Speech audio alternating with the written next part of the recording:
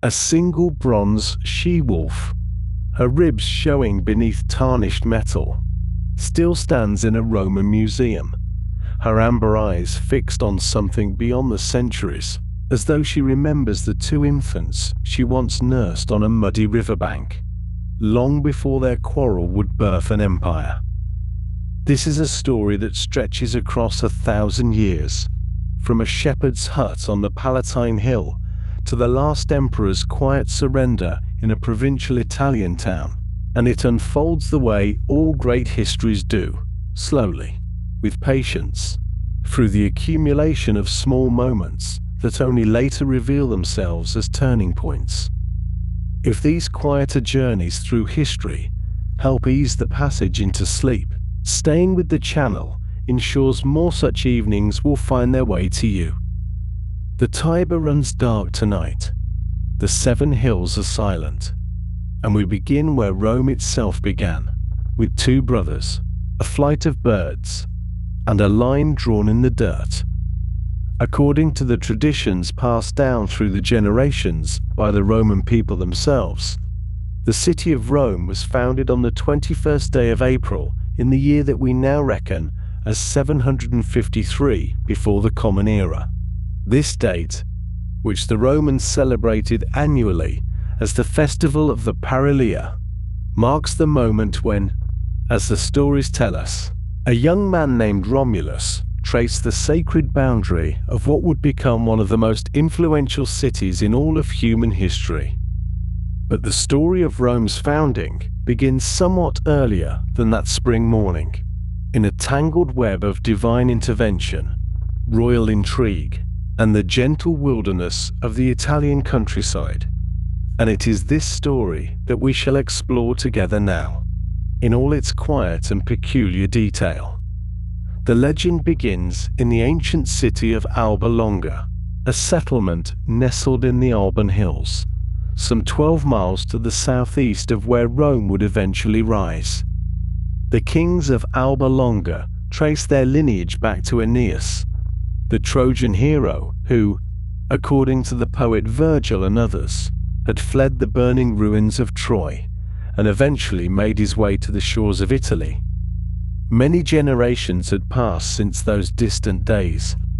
and in time there came to be a king named Numitor, who ruled Alba Longa with what the sources suggest was a gentle and peaceable disposition. Numitor, however, had a brother named Amulius, who was possessed of rather different qualities, and who eventually overthrew Numitor and claimed the throne for himself. This Amulius, being a cautious and calculating sort of usurper, took steps to ensure that his brother's line would pose no future threat to his ill-gotten power. Numitor had a daughter named Rhea Silvia, and she was young and capable of bearing children, who might one day seek to reclaim their grandfather's throne.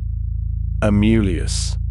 rather than resorting to the more violent solutions that some usurpers have employed throughout history, chose instead to compel Rhea Silvia to become a Vestal virgin.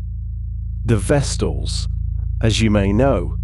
were priestesses dedicated to the goddess Vesta, keeper of the sacred hearth fire, and they were bound by the most solemn vows to remain chaste for a period of 30 years. By forcing his niece into this sacred office, Amulius believed he had neatly solved the problem of potential heirs without staining his hands with familial blood. The Vestal order was ancient and respected, and its members occupied a position of considerable honor in Roman religious life, though they were also subject to severe punishments should they violate their vows. Rhea Silvia, it seemed, would live out her days tending the eternal flame, and the line of Numitor would quietly fade into obscurity. But the gods, as is so often the case in ancient stories, had other plans entirely. The tradition tells us that Mars, the Roman god of war, became enamored of the young Vestal virgin, and that he visited her in the sacred grove where she had gone to draw water for her ritual duties. The precise nature of this encounter varies somewhat in the ancient sources, as these things often do, but the result was that Rhea Silvia conceived twin boys, and in due course gave birth to them. This presented Amulius with a rather significant problem, for here were two potential claimants to the throne he had stolen, and they carried in their veins not only the blood of the rightful king Numitor, but also, if the story were to be believed, the divine essence of Mars himself. Amulius ordered that the infant twins be exposed, which was the common method in the ancient world for disposing of unwanted children, allowing nature or fate to determine their survival without the direct moral burden of killing them outright. The servants charged with this grim task placed the babies in a basket or wooden trough and set them adrift upon the Tiber River, which in those days would have flowed through marshland and wild country, quite different from the urban landscape that would later surround it. The river, swollen perhaps with seasonal rains, as some versions of the story suggest, carried the basket along until it eventually came to rest at the base of the Palatine Hill, near a wild fig tree that the Romans would later call the Ficus Ruminalis. This tree held a special place in Roman memory and tradition, and its location was pointed out to visitors for many centuries afterward, though precisely which tree it might have been, or whether it existed at all, remains a matter that we cannot now determine with any certainty. It was here, in this marshy and overgrown place beneath the fig tree, that the twins were discovered by a she-wolf, or in Latin, a lupa. Rather than harming the helpless infants, the she-wolf nursed them alongside her own cubs, providing them with warmth and sustenance in that wild nursery at the foot of the Palatine. This image of the she-wolf suckling the twin founders of Rome became perhaps the most enduring symbol of the city itself, reproduced countless times in bronze and stone and painted upon walls throughout the Roman world. The Capitoline wolf, a bronze statue that still exists today and was once believed to be of Etruscan origin from the 5th century before the Common Era, though modern analysis suggests the wolf itself may be medieval with the figures of the infants added during the Renaissance, nonetheless captures this iconic scene that the Romans held so dear to their collective identity. The twins did not remain with their lupine foster mother indefinitely, for the tradition tells us that they were eventually discovered by a shepherd named Faustulus, who tended his flocks in that vicinity. Faustulus took the boys into his home and, together with his wife Acca Laurentia, raised them as his own children. Some later Roman writers noted with what might be called a knowing wink that the Latin word lupa could also be used as a slang term for a prostitute, suggesting that perhaps the original story involved a woman of questionable reputation who had taken in the foundlings, and that more noble image of the she-wolf developed later as the city's prestige grew. But whether wolf or woman, the essential point of the story remained the same, which was that the twins had been preserved against all odds and raised in humble circumstances, unaware of their true heritage. The boys grew to manhood among the shepherds and herdsmen of the region, and they developed reputations as natural leaders, gathering about them bands of young men who followed them on various adventures and, according to some accounts, occasional raids and acts of brigandage. Eventually, through circumstances that vary in the telling, the truth of their parentage was revealed. Remus was captured and brought before King Amulius, and in the course of events that followed, the brothers learnt who they truly were. With their loyal followers, Romulus and Remus attacked Alba Longa, killed the usurper Amulius, and restored their grandfather Numitor to his rightful throne. This accomplished, the young men decided that they would not remain in Alba Longa waiting to inherit a kingdom, but would instead found a new city of their own in the region where they had been raised, near the very spot where the she-wolf had nursed them in their infancy. It was here, however, that the harmony between the brothers began to fracture. The question arose as to which of them should give his name to the new city and serve as its king, and they could not reach agreement on this matter. They decided to settle the dispute through augury, which was the practice of seeking divine guidance through the observation of birds and other natural phenomena. Romulus took up his position on the Palatine Hill, while Remus stationed himself on the Aventine Hill, and each waited for a sign from the gods. Remus was the first to see an omen, as 6 vultures appeared in the sky above his station. But shortly afterward, Romulus observed 12 vultures passing over the Palatine. A dispute immediately arose over the interpretation of these signs, with the supporters of Remus arguing that he had seen his birds first and therefore held priority, while those loyal to Romulus maintained that the greater number of birds clearly indicated divine favor for their champion. The ancient sources preserve this disagreement without entirely resolving it, though history would soon render the question moot. Romulus, whether by common consent or by simple assertion of his position, proceeded to mark out the boundaries of his new city upon the Palatine Hill. He took a bronze plough drawn by a white cow and a white bull, and he cut a furrow around the perimeter of what would become the first Rome, lifting the plough at certain points to indicate where the gates would stand. This furrow and the low wall of earth it created constituted the Pomerium, the sacred boundary that separated the city proper from the land beyond. The Pomerium held profound religious and legal significance for the Romans, marking the limit within which certain actions were forbidden and certain protections applied, and to violate it was considered an act of the gravest impiety. What happened next constitutes one of the darker elements of Rome's founding myth,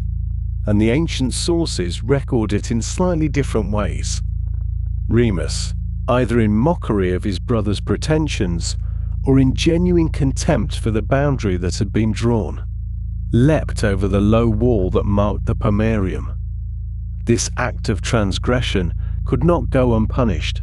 though who delivered that punishment is a matter of some uncertainty. Some accounts state that Romulus himself struck down his brother in anger, declaring that so would perish any who should leap over his walls, while other versions attribute the killing to a man named Sella, who was either a follower of Romulus or a workman engaged in constructing the fortifications. Regardless of the precise circumstances, Remus died, and Romulus became the sole founder and first king of the city that would bear his name. The Romans themselves seem to have felt some unease about this fratricide at the very root of their history, and various authors over the centuries attempted to soften or explain away its troubling implications. But the basic outline of the story remained remarkably consistent across the generations. With his brother dead and his city founded, Romulus faced the practical problem of populating his new settlement. The Palatine Hill, for all its future glory, was at this time merely one of several hilltops occupied by scattered communities of Latin and Sabine peoples, and Rome's initial population was apparently quite modest. To address this, Romulus established what was called the Asylum, a sanctuary between the 2 peaks of the Capitoline Hill, where fugitives, exiles, runaway slaves, and men fleeing justice could find refuge and a fresh start. This policy, while effective in rapidly increasing the city's numbers, also meant that early Rome attracted a population heavily weighted toward young men of often questionable background, which created its own set of problems. The most pressing of these problems was the severe shortage of women, without whom the new city could not hope to sustain itself into future generations. The Romans attempted to arrange marriages with neighboring communities, but these peoples, perhaps understandably suspicious of the rough settlement on the Palatine and its motley population, refused. Romulus then devised a stratagem that has come down to us under the somewhat misleading title of the rape of the Sabine women, though the Latin word raptio refers primarily to abduction rather than sexual assault. He proclaimed a grand festival in honor of the god Consus and invited the neighboring peoples to attend, including the Sabines, whose towns lay in the hills to the northeast. When the visitors had arrived and were engrossed in the games and celebrations, the Roman men, at a prearranged signal, seized the young unmarried women among the guests and carried them off to be their wives. This act, unsurprisingly, led to war. The Sabines, led by their king Titus Tatius, eventually marched against Rome in force, and a series of battles followed. During one engagement, fought in the valley that would become the Roman Forum, the abducted Sabine women themselves intervened, rushing between the battling armies and begging their fathers and brothers on one side and their new husbands and the fathers of their children on the other to cease the bloodshed. The two sides were reconciled, and according to the tradition, the Romans and Sabines merged into a single community, with Romulus and Titus Tatius ruling jointly until the latter's death some years afterward. Archaeological evidence from the Palatine Hill and surrounding areas has revealed traces of human habitation dating to the 8th century before the Common Era, roughly corresponding to the traditional date of Rome's founding. Excavations have uncovered the remains of huts, postholes, pottery, and other artifacts, suggesting the presence of a small Latin community on the Palatine during this period, which provides a certain limited corroboration for the tradition, though it tells us nothing of she-wolves or feuding twins. The material evidence simply confirms that people lived on these hills at approximately the time the Romans believed their city had begun, which is perhaps as much as we can reasonably expect archaeology to tell us about events so distant and so thoroughly interwoven with legend. The tradition holds that Romulus ruled Rome for 37 years, during which time he established many of the city's basic institutions and customs. He was eventually succeeded not by a son or relative, but by a man named Numa Pompilius, who was chosen by the people and the Senate that Romulus had created. In all, Rome was said to have been governed by 7 kings, spanning approximately 244 years, from Romulus through Numa Pompilius, Tullus Hostilius, Ancus Marcis, Tarquinius Priscus, Servius Tullius, and finally Tarquinius Superbus, the last and most tyrannical of the royal line, whose expulsion in 509 before the Common Era would bring the age of kings to a close and inaugurate the Roman Republic. But those later developments belong to subsequent portions of our narrative, and for now we may rest with the image of that first city taking shape upon the Palatine, its walls still low and its future still unwritten, on an April morning in the soft Italian spring. The story of Rome's long struggle against Carthage unfolds across more than a century of conflict, beginning in the year 264 before the Common Era, and concluding only in 146, when the great North African city finally fell silent forever. These 3 wars, which historians have come to call the Punic Wars, taking their name from the Latin word Punicus, meaning Phoenician, would test the Roman state more severely than any challenge it had yet faced, and would ultimately determine which power would control the Western Mediterranean world for centuries to come. The conflict began almost incidentally, over a dispute concerning the island of Sicily, but it grew into something far larger, a generational contest between two fundamentally different civilizations, each convinced of its own destiny to rule. Carthage had been founded by Phoenician settlers from the city of Tyre, on the coast of what is now Lebanon, sometime in the 9th century before the Common Era,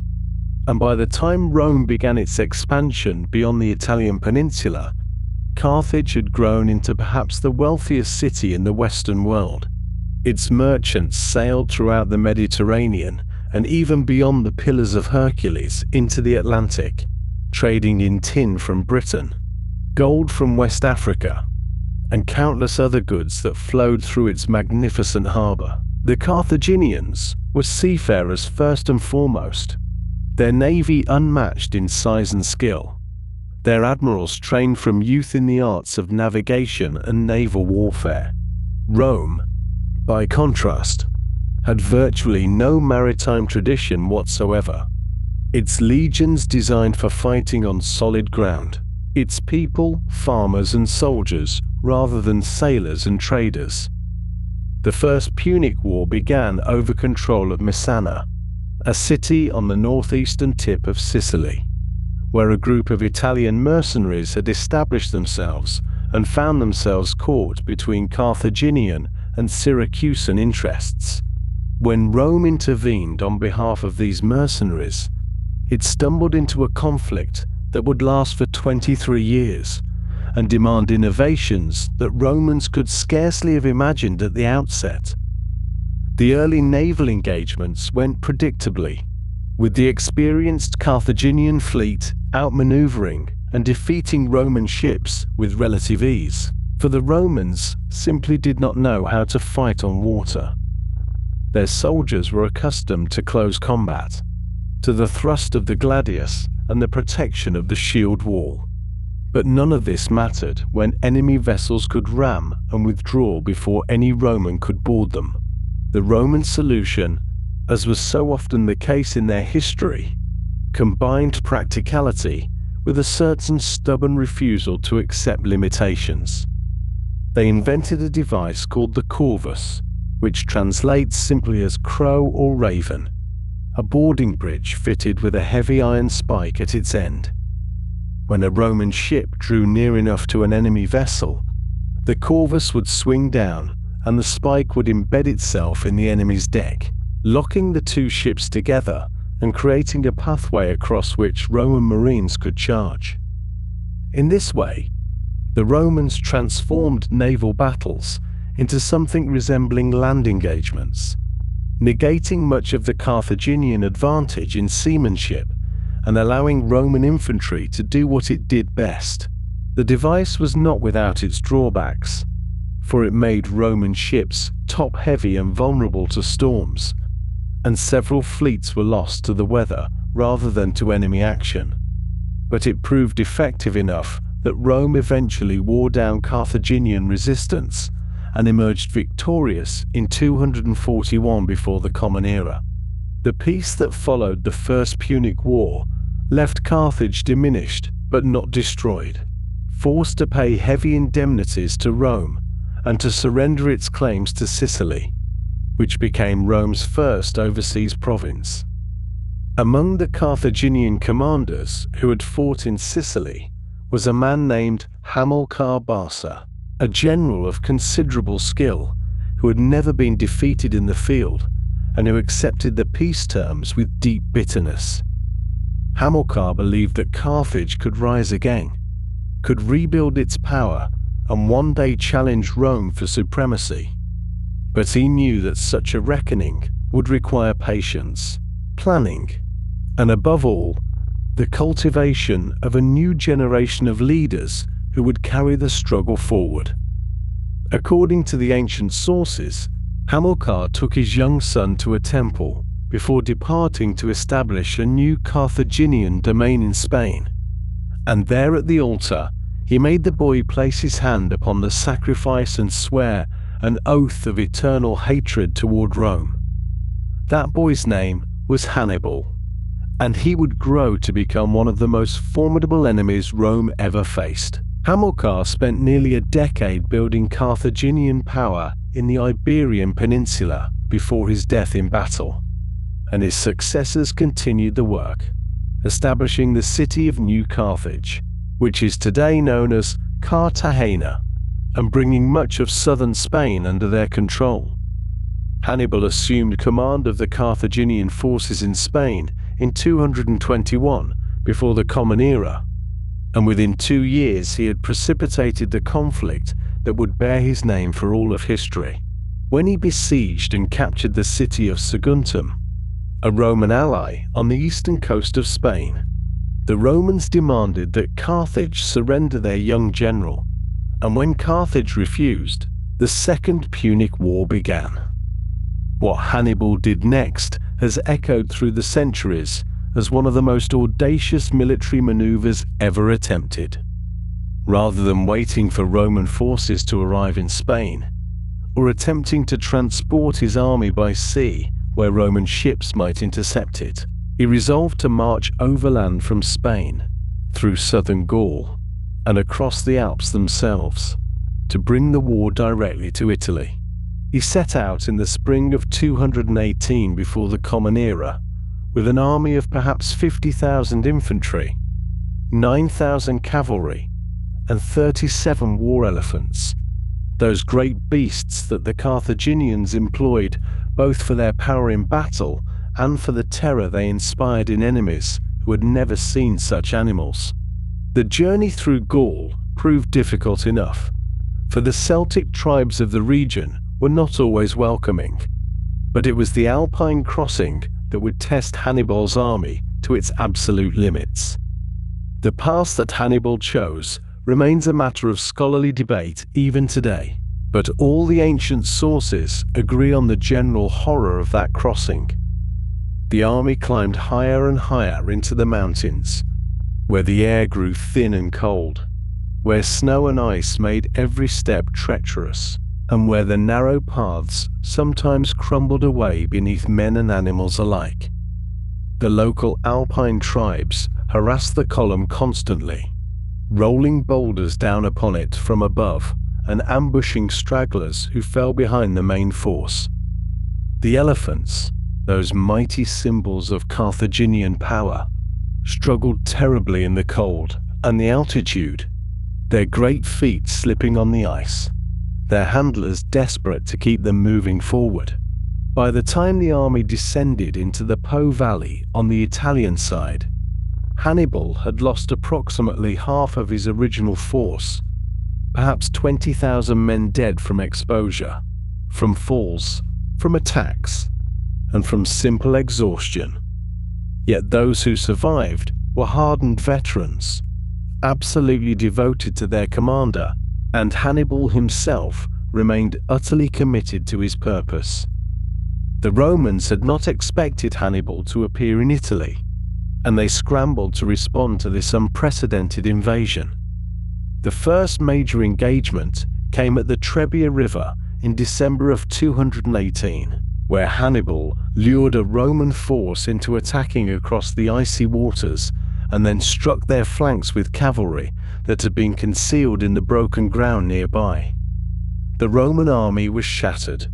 and Hannibal moved deeper into Italy. The following summer brought an even greater catastrophe at Lake Trasimene, in the misty hills of Etruria, where a Roman army marching along the narrow shore found itself suddenly attacked from all sides by Carthaginian forces hidden in the morning fog. In the space of perhaps 3 hours, 15,000 Romans were killed, many of them driven into the lake itself, where they drowned in their heavy armor, and the consul who commanded them died fighting in the chaos. It was the worst ambush in Roman military history, and it sent waves of panic through the city. Rome's response to these disasters was initially to continue fighting in the traditional manner, gathering a larger army and seeking to bring Hannibal to battle. This approach reached its terrible conclusion at the village of Cannae in Apulia, In August of 216 before the Common Era, the Romans had assembled one of the largest armies in their history, perhaps 80,000 men or more, and they advanced confidently against Hannibal's smaller force, which numbered perhaps 50,000. What followed was not merely a defeat, but an annihilation, a battle that would be studied by military theorists for more than 2,000 years as the perfect example of the double envelopment. Hannibal placed his weakest troops in the center of his line and allowed them to bow backward under Roman pressure, drawing the Roman infantry deeper and deeper into his formation, while his superior cavalry defeated the Roman horsemen on both flanks and then swung around to attack the Roman rear. The legions found themselves completely surrounded, pressed so tightly together that many could not even raise their weapons, and the slaughter continued until darkness fell.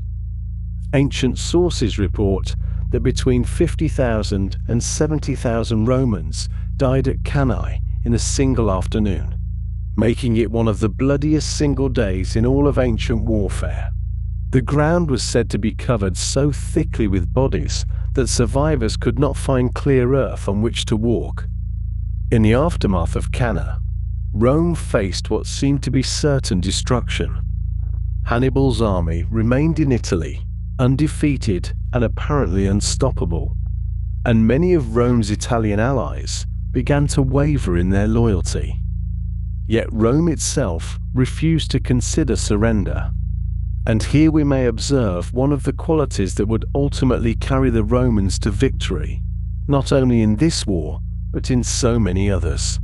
They simply would not give up. The Senate decreed that there would be no ransoming of prisoners, no discussion of peace terms, no acknowledgement of defeat. Instead, they adopted a new strategy, one associated primarily with the dictator Quintus Fabius Maximus, who came to be known by the nickname Cunctator, which means the delayer. Fabius recognized that Hannibal's army, for all its brilliance, was operating far from home, unable to receive significant reinforcements, and dependent on foraging and local allies for supplies. Rather than risk another catastrophic battle, Fabius proposed to follow Hannibal at a distance, to harass his foraging parties, to recapture any cities that defected to him, and to wait for time and attrition to weaken the Carthaginian force. This strategy was deeply unpopular with many Romans, who saw it as cowardly and contrary to Roman tradition, but it proved effective in preventing Hannibal from achieving any decisive result. The war ground on for more than a decade, with Hannibal marching up and down the Italian peninsula, winning battles, but never quite able to break Roman resistance or to take the city of Rome itself. Meanwhile, Roman forces campaigned in Spain, gradually reducing Carthaginian power there, and a new Roman commander emerged, who would prove to be Hannibal's equal. This was Publius Cornelius Scipio, later known as Scipio Africanus, a young man who had survived Cannae and who devoted himself to studying Hannibal's methods so that he might turn them against their inventor. Scipio conquered Spain, cultivated alliances with Numidian princes in North Africa, and finally persuaded the Senate to allow him to carry the war to Carthage itself. When Scipio invaded Africa in 204 before the Common Era, Carthage had no choice but to recall Hannibal from Italy, ending his 16-year campaign there. The two great commanders finally met at the Battle of Zama in 202, and this time it was Hannibal who faced a superior cavalry force, turned against his flanks by Scipio's Numidian allies, and it was the Carthaginian army that was surrounded and destroyed. Carthage sued for peace, surrendering its fleet, its Spanish territories, and its right to make war without Roman permission. Hannibal himself survived and even served in Carthaginian politics for a time, but eventually fled into exile and took his own life rather than fall into Roman hands. The Third Punic War, which began in 149 before the Common Era, was less a war than an execution. Carthage had slowly recovered some measure of prosperity, and this revival deeply alarmed certain Roman senators, most notably Cato the Elder, who allegedly ended every speech he gave in the Senate, regardless of the topic, with the same phrase, Carthago delenda est, meaning Carthage must be destroyed. When a pretext for war arose, Rome dispatched an army that besieged Carthage for 3 years. When the city finally fell in 146, the Romans systematically demolished it, sold the survivors into slavery, and cursed the ground on which it had stood. There is a persistent tradition that the Romans also sowed the ruins with salt, to ensure that nothing would ever grow there again, though modern historians consider this detail to be most likely apocryphal, a later invention symbolizing the totality of Carthage's destruction rather than a literal practice. Whether or not the salt was real, the meaning was clear enough, for Carthage had ceased to exist, and Rome stood alone as the master of the Western Mediterranean world. In the year 73 before the Common Era, in the prosperous Campanian city of Capua, there existed a training school for gladiators operated by a man named Lentulus Batiatus, and it was within the walls of this establishment that one of the most remarkable and, for the Roman state, deeply unsettling episodes in the history of the Republic would quietly begin. The gladiatorial schools of this period, known as ludi, were harsh institutions where men condemned to fight for public entertainment were kept under conditions that combined the discipline of military training with the confinement of imprisonment, and the gladiators themselves came from various backgrounds, including prisoners of war, criminals sentenced to the arena, and slaves purchased specifically for this purpose, all of them living with the knowledge that their lives would likely end in the sand of an amphitheater for the amusement of Roman crowds. Among the gladiators housed in the school of Batiatus was a man from Thrace, which was a region located in the northeastern part of the Balkan Peninsula, corresponding roughly to parts of modern Bulgaria, Greece, and Turkey, and this man was called Spartacus. The ancient sources tell us relatively little about his origins, though they do preserve certain intriguing details that suggest a more complex history than one might initially assume for a slave trained for combat. Some accounts indicate that Spartacus had previously served as an auxiliary soldier in the Roman military,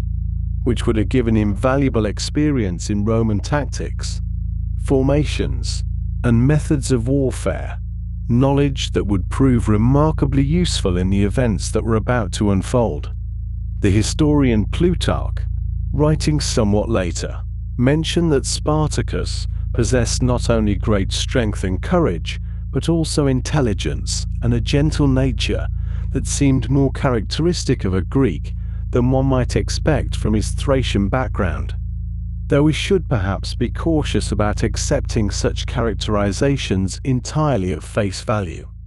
given the tendency of ancient writers to impose their own cultural assumptions upon their subjects. How Spartacus came to be enslaved and subsequently sold to a gladiatorial school remains unclear, as is often the case with the lives of those whom history remembers only when they disrupt the established order. But it is possible that he deserted from Roman service or was captured in one of the many conflicts that periodically flared along Rome's frontiers. What we do know with reasonable certainty is that by 73 before the Common Era, he found himself among approximately 200 gladiators being trained at the Ludus of Batiatus in Capua, living under the rigid discipline and constant threat of violence that characterized such establishments, where escape was considered nearly impossible and rebellion almost unthinkable. And yet, in that year, a conspiracy did form among the gladiators, though the precise details of how it was organized and who initiated it remain somewhat obscured by the passage of time. The plot was discovered before it could be fully executed, but rather than submit to whatever punishment awaited them, approximately 70 of the gladiators chose to make their attempt regardless, seizing whatever implements they could find in the kitchen area of the ludus to serve as improvised weapons. One can imagine the scene. These trained fighters, accustomed to the weight of swords and the balance of shields, grasping cleavers and kitchen knives and whatever heavy implements came to hand, knowing that their chances of success were slim, but preferring the uncertainty of flight to the certainty of their current existence. They fought their way out of the establishment and into the streets of Capua, where they encountered wagons carrying gladiatorial weapons to another location, and by seizing these arms, they transformed themselves from a group of desperate escapees into something considerably more formidable. Having made their escape from the city, the fugitives needed a place of refuge, and they found one on the slopes of Mount Vesuvius, the volcanic mountain that loomed over the Bay of Naples, at that time dormant and heavily vegetated, offering natural fortifications and concealment. It was here that they established their initial base, and it was here that the first Roman forces sent to suppress what was viewed as a minor disturbance would learn, to their considerable embarrassment, that these were not ordinary runaway slaves. Among the leaders of this growing band, in addition to Spartacus himself, were two Gallic gladiators named Crixus and Enemos, who would serve as important commanders in the months and years to come, though their relationship with Spartacus appears to have been complicated, marked by both cooperation and, eventually, divergent strategic visions. The Roman response to the initial reports of escaped gladiators was measured, perhaps even dismissive, as such incidents, while troublesome, were not considered matters requiring the attention of Rome's regular military forces. A praetor named Gaius Claudius Glaber was dispatched with a force of perhaps 3,000 men, not legionaries, but hastily assembled militia, to deal with the situation. Glaber located the fugitives on Vesuvius and, rather than assault their position directly, chose to establish a siege, blocking the one path that led up the mountain, and presumably expecting that hunger and thirst would soon compel the rebels to surrender or attempt a desperate breakout that would result in their destruction. It was a reasonable plan, based on entirely sensible assumptions, and it failed utterly. What Glaber had not anticipated was that Spartacus and his companions would find another way down from their mountain refuge.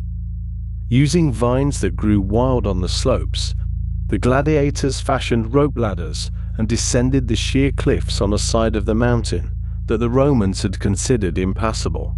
their training and physical conditioning serving them well in this demanding maneuver. They then circled around and attacked Glaber's camp from the rear, catching the Roman force completely by surprise and routing them with ease, capturing weapons, supplies, and the considerable boost to their reputation that came from defeating a Roman commander in the field. This victory transformed the rebellion from a local disturbance into something that demanded more serious attention, and it also attracted new recruits, as slaves from the surrounding countryside and rural areas began to flee their masters and make their way to join the growing force on Vesuvius. A second praetor, Publius Varinius, was sent with additional forces, but he fared no better than his predecessor, suffering a series of embarrassing defeats that included the capture of his own horse and the ceremonial symbols of his command, losses that carried significant symbolic weight in a culture where such objects represented the dignity and authority of the Roman state. The rebellion continued to grow, swelling from dozens to hundreds to thousands, and eventually reaching numbers that the ancient sources estimate at somewhere between 70,000 and 120,000 individuals, though such figures should be treated with appropriate caution,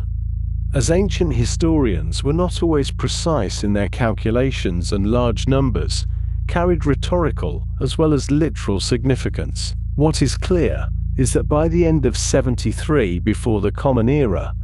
Spartacus commanded a force of considerable size, composed primarily of escaped slaves, but including agricultural workers, herdsmen, and others who found themselves on the margins of Roman society, and saw in this rebellion an opportunity for a different kind of existence. The year 72 before the Common Era brought an escalation in Rome's response, as the Senate, now thoroughly alarmed by the continuing string of defeats, assigned both consuls for that year to take the field against the slave army. The consuls were the highest regular magistrates of the Roman Republic, and the deployment of both of them against a single enemy represented an acknowledgement that this was no longer a minor police action, but a genuine military emergency. Yet even this proved insufficient, for Spartacus defeated both consular armies in succession, demonstrating tactical abilities that consistently surprised Roman commanders, who perhaps underestimated what a former auxiliary soldier and gladiator might have learnt about the art of war. The victories were not merely defensive successes, but aggressive triumphs that left Roman forces shattered and Roman pride deeply wounded. Following these remarkable victories, Spartacus led his forces northward toward the Alps, the mountain range that separated Italy from the Celtic territories of Gaul and beyond, and it appeared to many observers, then and since, that his intention was to cross these mountains and disperse his followers to their various homelands, allowing them to escape Roman territory entirely and find freedom beyond the reach of the legions. It was a sensible plan, and the rebel army had demonstrated that it possessed the capability to carry it out, as Roman forces in the north proved no more effective than those in the south had been. And yet, when the army reached the approaches to the Alps, something changed, and Spartacus turned his forces around her, leading them back into the Italian peninsula rather than across the mountains to freedom. Why he made this decision remains one of the enduring mysteries of the rebellion, and the ancient sources offer various explanations without providing any definitive answer. Some suggest that his followers, emboldened by their victories and enjoying the plunder available in wealthy Italy, refused to leave and compelled Spartacus to turn back against his better judgment. Others propose that the route across the Alps proved more difficult than anticipated, or that the situation in the territories beyond the mountains was less welcoming than the rebels had hoped. Still others suggest that Spartacus himself had come to embrace more ambitious goals than simple escape, though what those goals might have been remains unclear. Perhaps it was some combination of these factors, or perhaps the true reason has been lost entirely, leaving us to speculate about a decision that would ultimately prove fatal to the rebellion and its leaders. In Rome, the continued inability of regular military forces to suppress the revolt led to an unusual command arrangement, as Marcus Licinius Crassus, one of the wealthiest men in Rome, and a figure of considerable political ambition, was given charge of the war against Spartacus with an army of 8 legions at his disposal, a force far larger than any previously committed to this conflict. Crassus was determined to succeed where others had failed,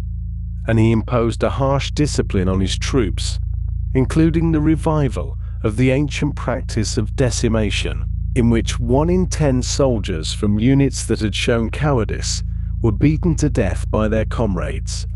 a brutal demonstration of his intent to restore Roman military honor, regardless of the cost. He pursued the rebel army through southern Italy, eventually trapping them in the toe of the Italian boot, in the region of Bruttium, and constructing an elaborate system of fortifications to prevent their escape by land.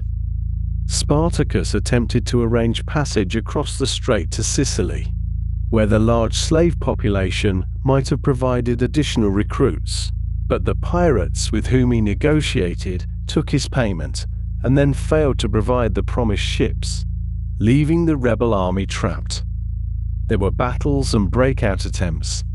and eventually the rebel force was brought to a final engagement in 71 before the Common Era, somewhere in Lucania in southern Italy. Crixus had already fallen in an earlier battle, leading a portion of the army that had separated from the main force,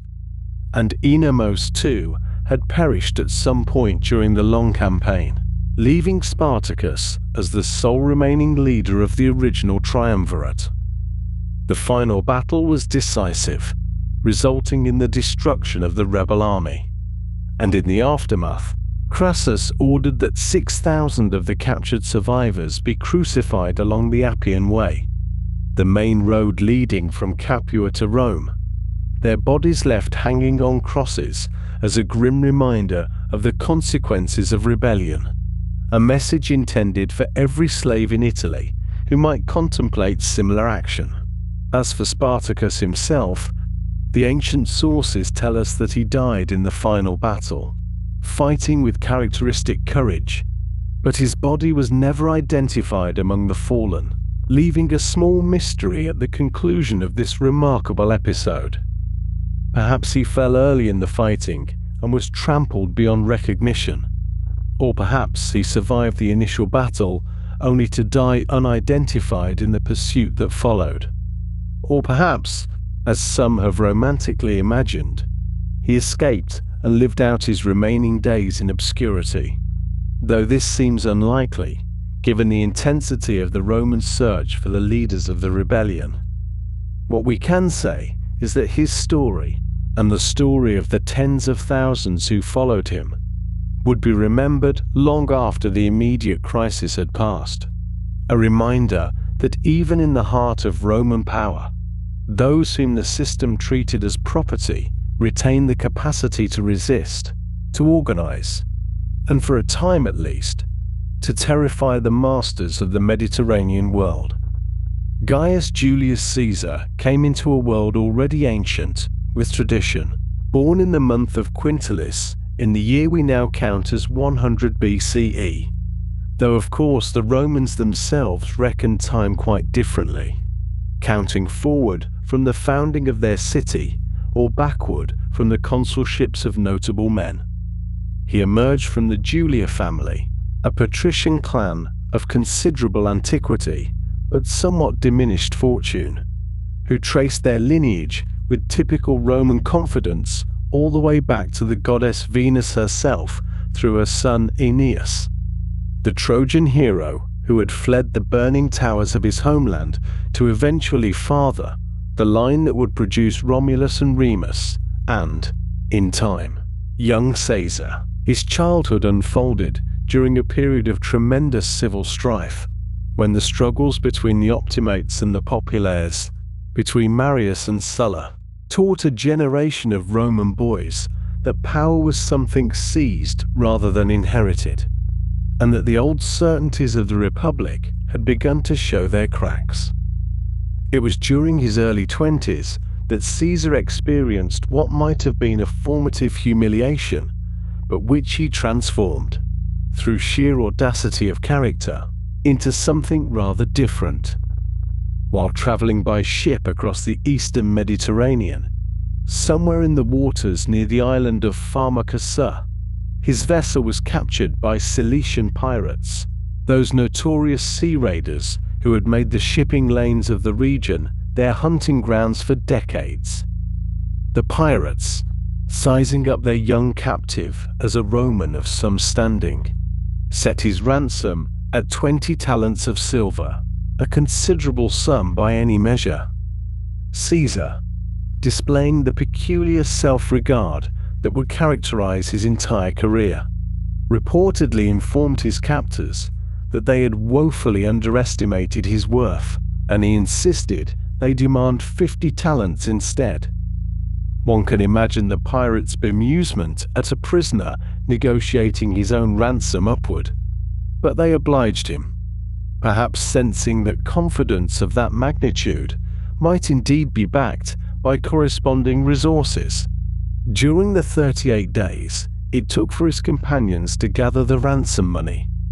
Caesar remained among the pirates in a state that contemporary accounts describe as something between captivity and extended housegay status. He participated in their exercises, composed poetry and speeches which he would read aloud to them, and when they failed to appreciate his literary efforts, he called them illiterate barbarians to their faces. He also told them, quite calmly and repeatedly, that once he was released, he would return with ships and soldiers, capture every one of them, and have them crucified. The pirates, it seems, found this amusing, interpreting his promises as the empty bravado of a young man trying to preserve his dignity. They were mistaken. Upon his release, Caesar gathered a small fleet, tracked down his former captors, recovered most of the ransom money, and had them crucified,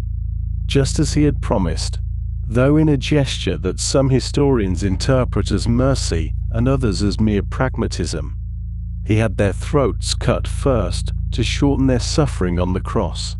It was a small incident in the grand sweep of Roman history, but it revealed something essential about Caesar, namely that he said what he meant and meant what he said, and that his memory for both favors and slights was exceptionally long. The years that followed brought him steadily upward through the traditional Roman political ladder, the cursus honorum, though he accomplished each step with a certain impatient energy that suggested the conventional pace was too slow for his ambitions. He served as military tribune, as quaestor in Spain, where he reportedly wept before a statue of Alexander the Great at the thought that Alexander had conquered the known world by the age at which Caesar had accomplished so little, as aedile responsible for spectacular public games that won him tremendous popular favor and equally tremendous debts, and finally as praetor and then propraetor of further Spain, where he gained his first significant military experience subduing the tribes of Lusitania. By the time he secured the consulship of 59 BCE, he had formed the alliance known to later historians as the First Triumvirate with Gnaeus Pompeius Magnus, whom we call Pompey, and Marcus Licinius Crassus, the wealthiest man in Rome, creating a private partnership of power that effectively controlled the Republic while maintaining the polite fiction of traditional governance. It was the proconsular command of Gaul that would transform Caesar from merely a successful politician into something approaching a force of nature. For nearly a decade, from 58 to 50 BCE, he waged war across the vast territories north of the Alps, from the Atlantic coast to the Rhine, from the Pyrenees to the British Channel. The Gallic Wars, as his own account of the campaigns came to be known, describe in his characteristically spare prose the subjugation of tribe after tribe, the Helvetii first, then the Germanic forces under Ariovistus, then the Belgae in the north, the Veneti and their remarkable ocean-going fleet along the Atlantic seaboard, the Aquitani in the southwest, and countless smaller peoples whose names have largely passed from common memory. Modern historians estimate, drawing on Caesar's own figures as well as other ancient sources, that his campaigns resulted in the deaths of perhaps 1 million Gauls. and that approximately another 1,000,000 were enslaved and distributed throughout the Roman world, or sold to traders who followed the legions, like seabirds following a fishing fleet. These numbers are staggering to contemplate, representing as they do a demographic catastrophe for the Celtic peoples of northwestern Europe. Though we should note that ancient casualty figures are notoriously difficult to verify and were often inflated for political effect. Among his many accomplishments in Gaul, one particularly captures the imagination of those interested in practical engineering under military constraints. In the year 55 BCE, wishing to demonstrate Roman power to the Germanic tribes beyond the Rhine and to pursue certain raiding parties who had crossed into Gaul, Caesar ordered his engineers to construct a bridge across that great river, which at the point he chose was perhaps 300 to 400 meters wide, with a strong current and a considerable depth. Rather than use boats or rafts, which would have been easier but less impressive, he had his men drive pairs of wooden piles into the riverbed at an angle, braced against the current, connected by crossbeams and planking, creating a solid roadway capable of bearing the weight of an entire army with all its baggage and equipment. The entire structure was completed in approximately 10 days, a feat that demonstrated to the watching Germanic tribesmen that no natural obstacle would stop the Romans, that even the mighty Rhine was merely an inconvenience to be engineered away. He crossed, conducted a brief demonstration of force, then withdrew and destroyed the bridge behind him. The whole episode serving more as a message than as a genuine invasion. A message that read, "We can come whenever we wish." Twice during these years, in 55 and 54 BCE, Caesar turned his attention to the mysterious island of Britain, which lay beyond the edge of the known world, shrouded in fog and legend, and inhabited by people who painted themselves blue and drove chariots in battle. The first expedition was little more than a reconnaissance in force, hampered by storms, limited in scope, achieving little of strategic value, but providing Caesar with the distinction of having done what no Roman before him had done, namely to set foot on that distant shore. The second invasion was more substantial, involving perhaps 800 ships and 5 legions, penetrating inland to the Thames and extracting tribute and hostages from several British tribes, though again no permanent occupation followed. Britain would wait another century for Claudius to attempt its genuine conquest. But Caesar had planted the seed of the idea that even islands at the edge of ocean were not beyond Roman reach. Meanwhile, back in Rome, the delicate balance of the triumvirate had collapsed with the death of Crassus at Carrhae in 53 BCE, and the increasing estrangement between Caesar and Pompey. The Senate, fearful of Caesar's power and popularity, demanded that he disband his army and return to Rome as a private citizen, which would have left him vulnerable to prosecution by his many enemies. Caesar, encamped with 1 legion at Ravenna near the small river Rubicon that marked the boundary between his province and Italy proper, faced a momentous decision. Roman law absolutely forbade any general to bring armed troops across that boundary without Senate authorization, and to do so constituted treason, the most serious of crimes, making the general in question an enemy of the state. On the night of January 10th, 49 BCE, Caesar led his men across the shallow waters of the Rubicon, reportedly uttering the phrase "Alii acta est," the die is cast, a gambling metaphor suggesting that he had committed himself to a course of action whose outcome was now beyond his control. Civil war had begun. The wars that followed ranged across the entire Mediterranean world, from Italy to Spain, to Greece, to Egypt, to Africa, to Spain again.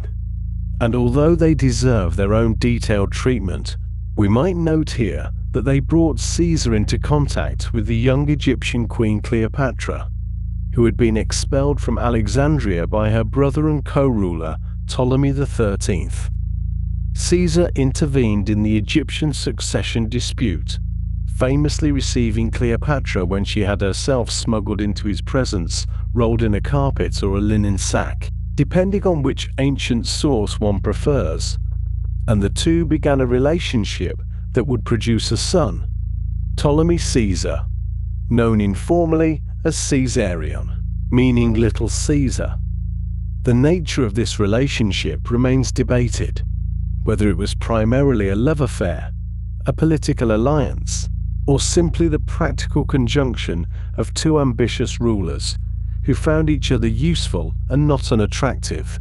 But it scandalized conservative Roman opinion and provided ammunition for Caesar's enemies for years to come, and indeed for centuries after. Among the many reforms Caesar enacted during his periods of power in Rome, the most enduring was his revision of the calendar, which had fallen into considerable disarray under the old lunar system, with months drifting out of alignment with the seasons until winter festivals occurred during the summer heat. Working with the Alexandrian astronomer Sosigenes, Caesar implemented a solar calendar of 365 days, with an additional day added every fourth year to account for the fact that the actual solar year is slightly longer than 365 days. And this Julian calendar would serve the Western world for more than 16 centuries until the Gregorian reform of 1582. And indeed the Orthodox churches still use it for calculating certain feast days. To realign the calendar with the seasons, the year 46 BCE was extended to 445 days, making it what the Romans called the Ultimus Annus Confusionis, the last year of confusion, though one imagines considerable confusion was involved in actually living through it. After a swift campaign against Pharnaces II of Pontus at the Battle of Zela in 47 BCE, Caesar sent back to Rome a dispatch remarkable for its brevity, consisting of only 3 words in Latin: Veni, Vidi, Vici. I came, I saw, I conquered. This laconic summary captured both the ease of the victory and something essential about Caesar's self-presentation, the image of a commander to whom the impossible was merely routine, to whom obstacles existed only to be overcome with elegant efficiency. By 44 BCE, Caesar had accumulated powers unprecedented in Roman history, holding the dictatorship not for the traditional 6-month emergency term, but in perpetuity, and had received honors approaching those given to gods. He had been granted the right to wear purple robes, to sit on a gilded chair, to have his image on coins, to give his name to the month of his birth, Quintilis becoming July, and to be addressed by various titles, suggesting a status beyond ordinary mortality. To many senators, these accumulations represented an intolerable threat to the republic they had inherited from their ancestors. A creeping monarchy disguised in Roman clothing, and a conspiracy began to form, eventually numbering perhaps 60 senators, led most prominently by Gaius Cassius Longinus and Marcus Junius Brutus, the latter being a man whom Caesar had favored, trusted, and, according to some ancient gossip, possibly fathered, though this last claim rests on somewhat shaky evidence. On the Ides of March, which is to say the 15th of that month, in the year 44 BCE,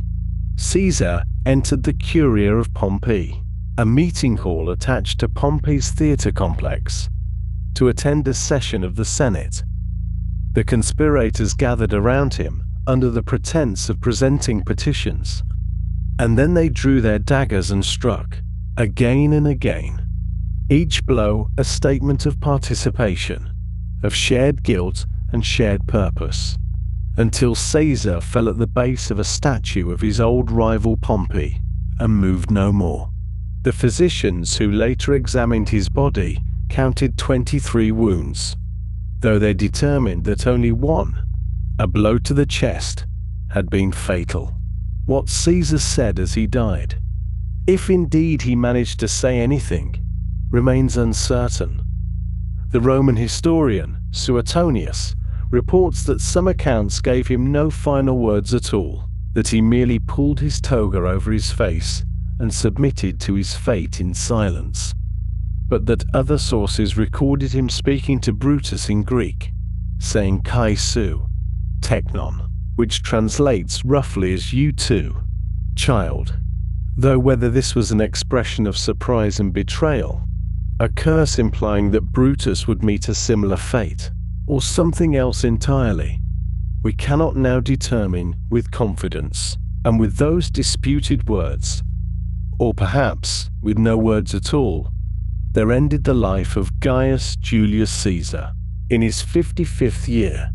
at the height of his power, leaving behind a transformed Mediterranean world and a succession crisis that would bring yet more civil war, yet more upheaval, and eventually the permanent transition from republic to empire that he himself had perhaps intended all along. Or perhaps not, for the minds of the dead are close to us, and their intentions can only be guessed at through the imperfect evidence they left behind. In the late summer, or perhaps the early autumn of the year 79 of the Common Era, in the region of Campania along the western coast of the Italian peninsula, a mountain that had been silent for centuries began to stir, and the people living in its shadow, who had built their homes and planted their vineyards on its fertile slopes, had no understanding of what was about to unfold,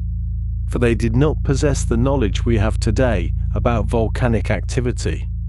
and to them the tremors and the rumbling that preceded the eruption were simply the workings of the gods, or perhaps the restlessness of giants imprisoned beneath the earth. And so they went about their daily business in the towns of Pompeii and Herculaneum,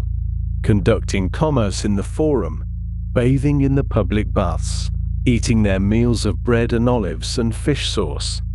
entirely unaware that within hours their world would cease to exist, preserved instead for nearly 2,000 years beneath layers of ash and stone and superheated volcanic debris. For many generations, scholars believed that the eruption of Mount Vesuvius occurred on the 24th day of August, and this date was accepted as historical fact, appearing in countless textbooks and scholarly works. But more recent archaeological evidence has suggested that the disaster may have actually taken place somewhat later, perhaps in October, for among the remains excavated from the buried cities were found autumnal fruits such as pomegranates and chestnuts, as well as heavier clothing that would not typically be worn in the heat of an Italian August, and a coin was discovered that could not have been minted before September of that year, and so the precise dating remains a matter of ongoing scholarly discussion, which is itself a reminder that our understanding of the ancient world continues to evolve as new evidence emerges from the patient work of excavation and analysis, and that history, even when it seems settled, may still hold small mysteries waiting to be gently revised. The only surviving eyewitness account of this catastrophe comes to us from a young man named Gaius Plinius Circilius Secundus, whom we know today as Pliny the Younger, and he was approximately 17 years of age at the time of the eruption, residing with his mother and his uncle at a villa in Misenum, which lay across the Bay of Naples at a distance of some 30 kilometers from the volcano. And from this vantage point, he observed the unfolding disaster, though he would not commit his memories to writing until many years later. When the historian Tacitus requested that he provide an account of the death of his uncle, and Pliny the Younger obliged with 2 letters, composed with the careful attention to detail that would characterize his later literary works. And these letters remain our most valuable written source for understanding what transpired during those terrible hours. Pliny the Younger described how, in the early afternoon, his mother drew attention to a cloud of unusual size and appearance rising above the mountain, and this cloud, he wrote, resembled an umbrella pine tree, for it rose high into the sky on a sort of trunk and then spread outward at the top into branches. And this description has proven remarkably accurate when compared to modern observations of volcanic eruption columns, which rise vertically until they reach a height where the surrounding air pressure causes them to spread laterally, creating precisely the umbrella or pine tree shape that Pliny described. And so his words, written nearly 2 millennia ago, demonstrate both his powers of careful observation and the unchanging nature of volcanic phenomena. The young man's uncle, Gaius Plinius Secundus, known to us as Pliny the Elder, was at that time serving as the commander of the Roman fleet stationed at Misenum, and he was a man of immense intellectual curiosity, having authored numerous works, including a vast encyclopedic survey of natural knowledge. And when he observed the strange cloud rising from Vesuvius, his initial impulse was scholarly, wishing to study this remarkable phenomenon more closely, and he ordered a light vessel to be prepared. But before he could depart,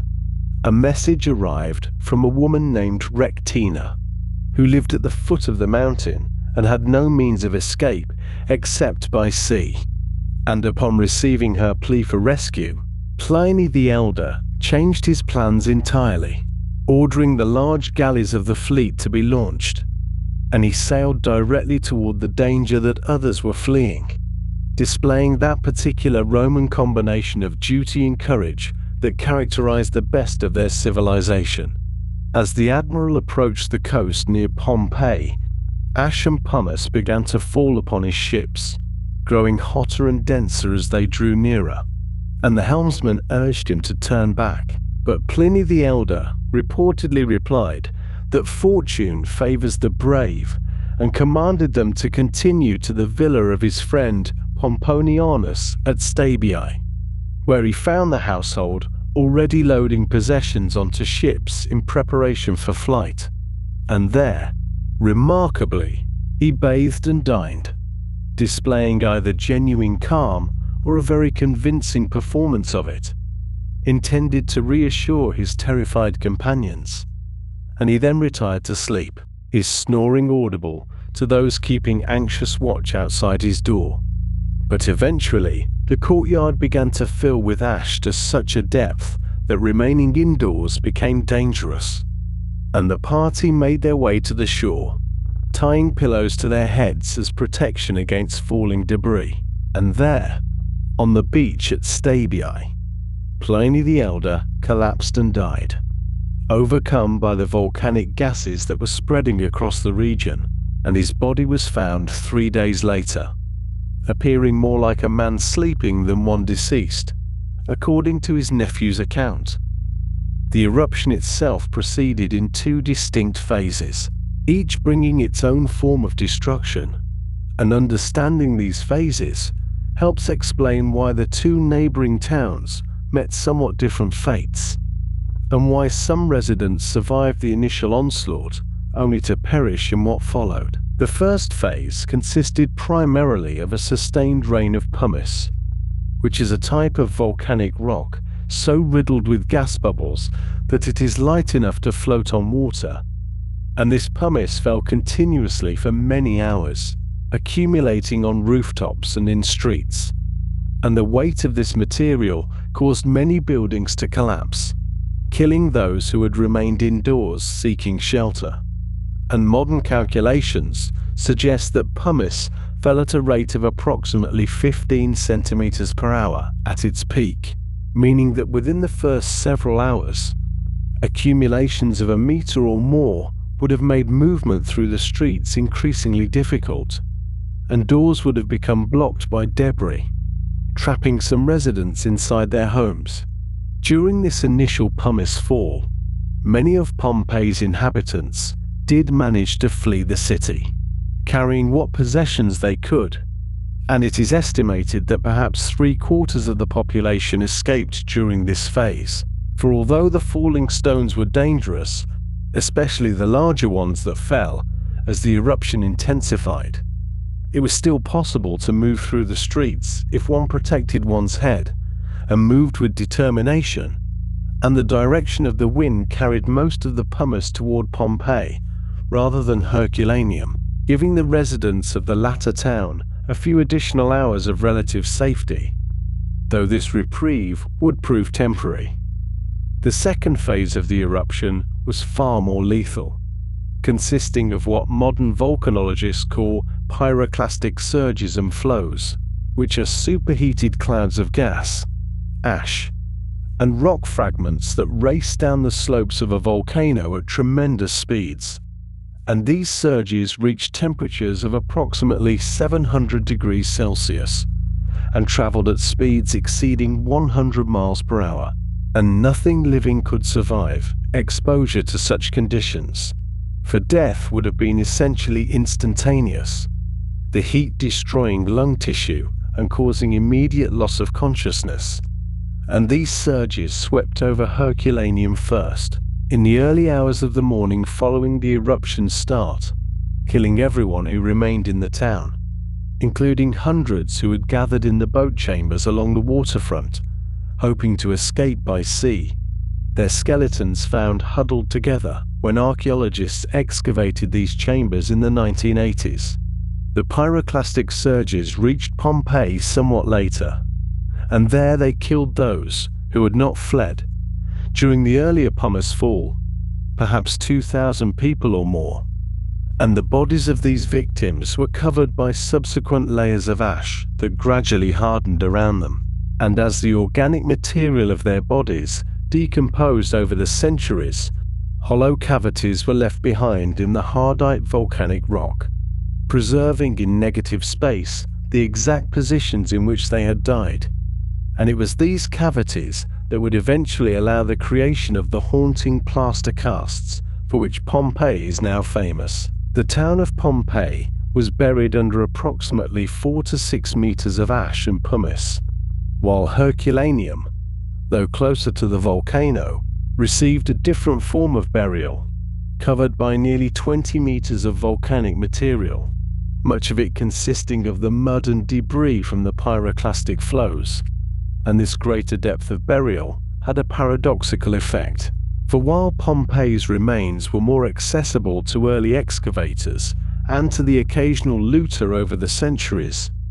the deep burial of Herculaneum actually resulted in superior preservation of organic materials,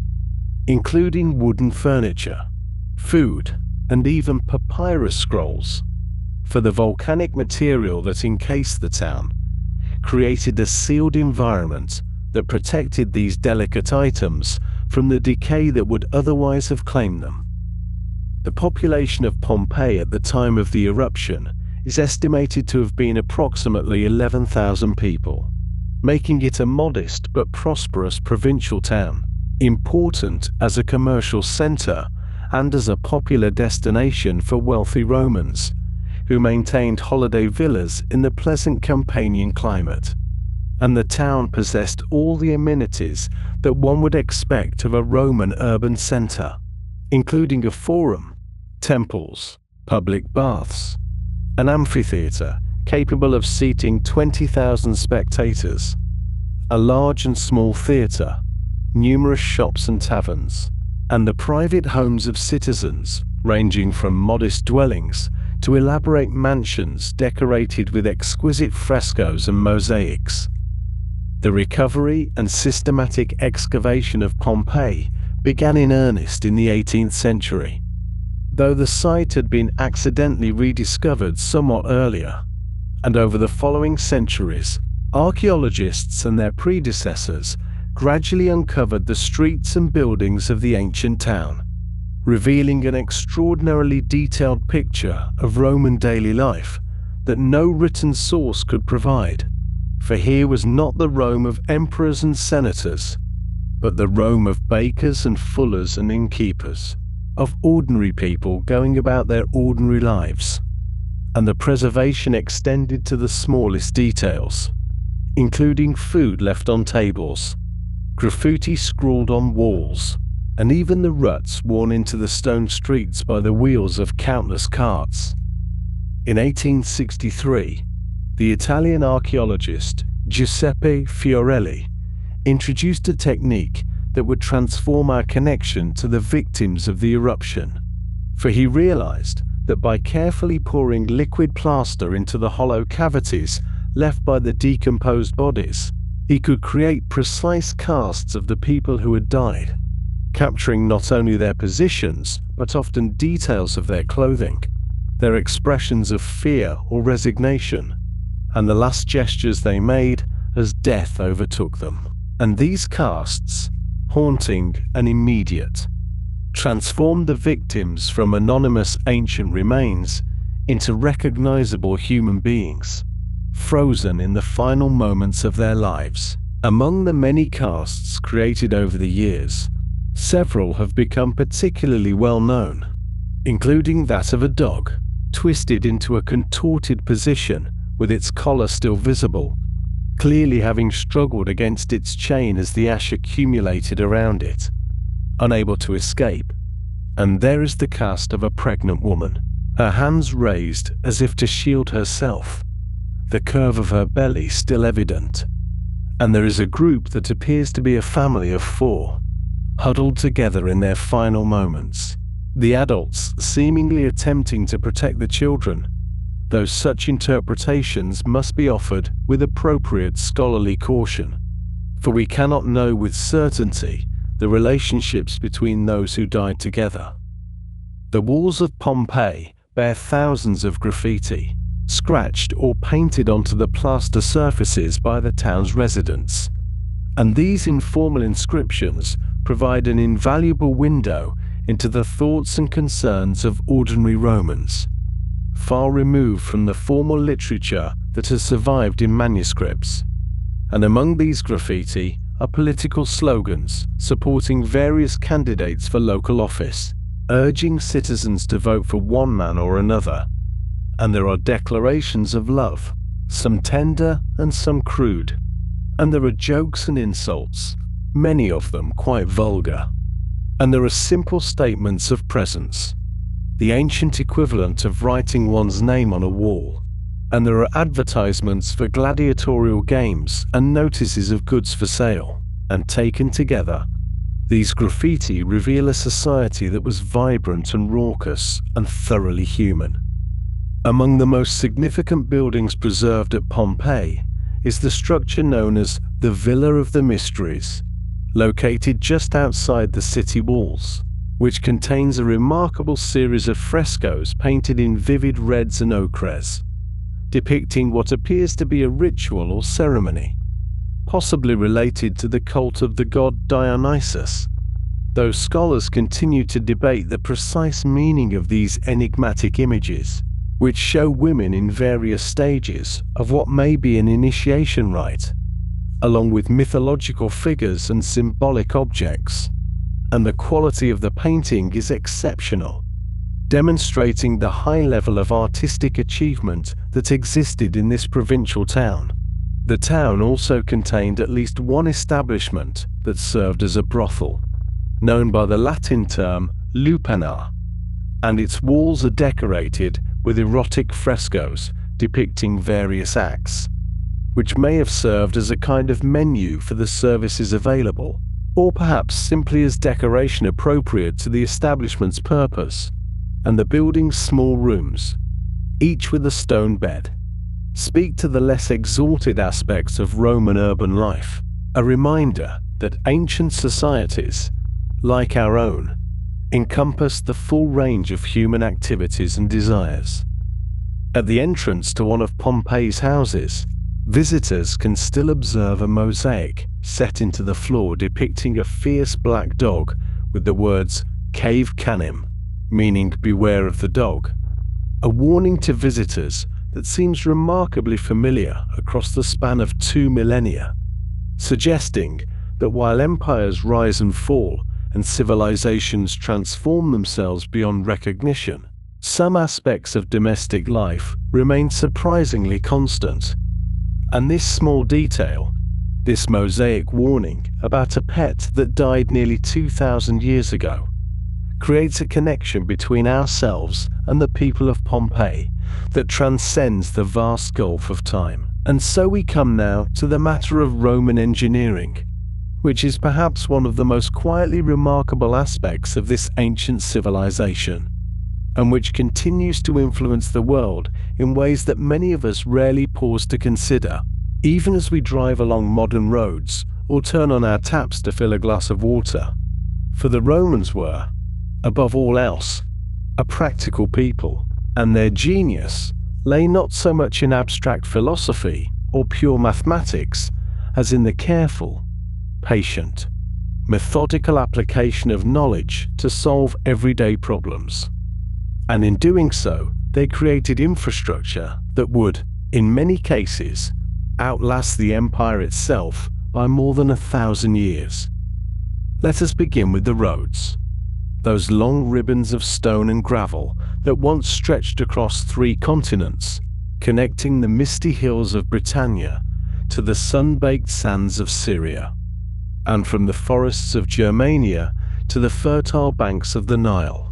For at the height of the empire, the Roman road network comprised an almost unimaginable 400,000 kilometers of roadway,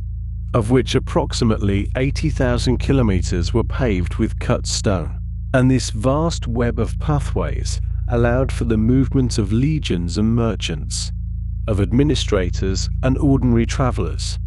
with a speed and reliability that would not be matched again in Europe until the advent of the railways in the 19th century.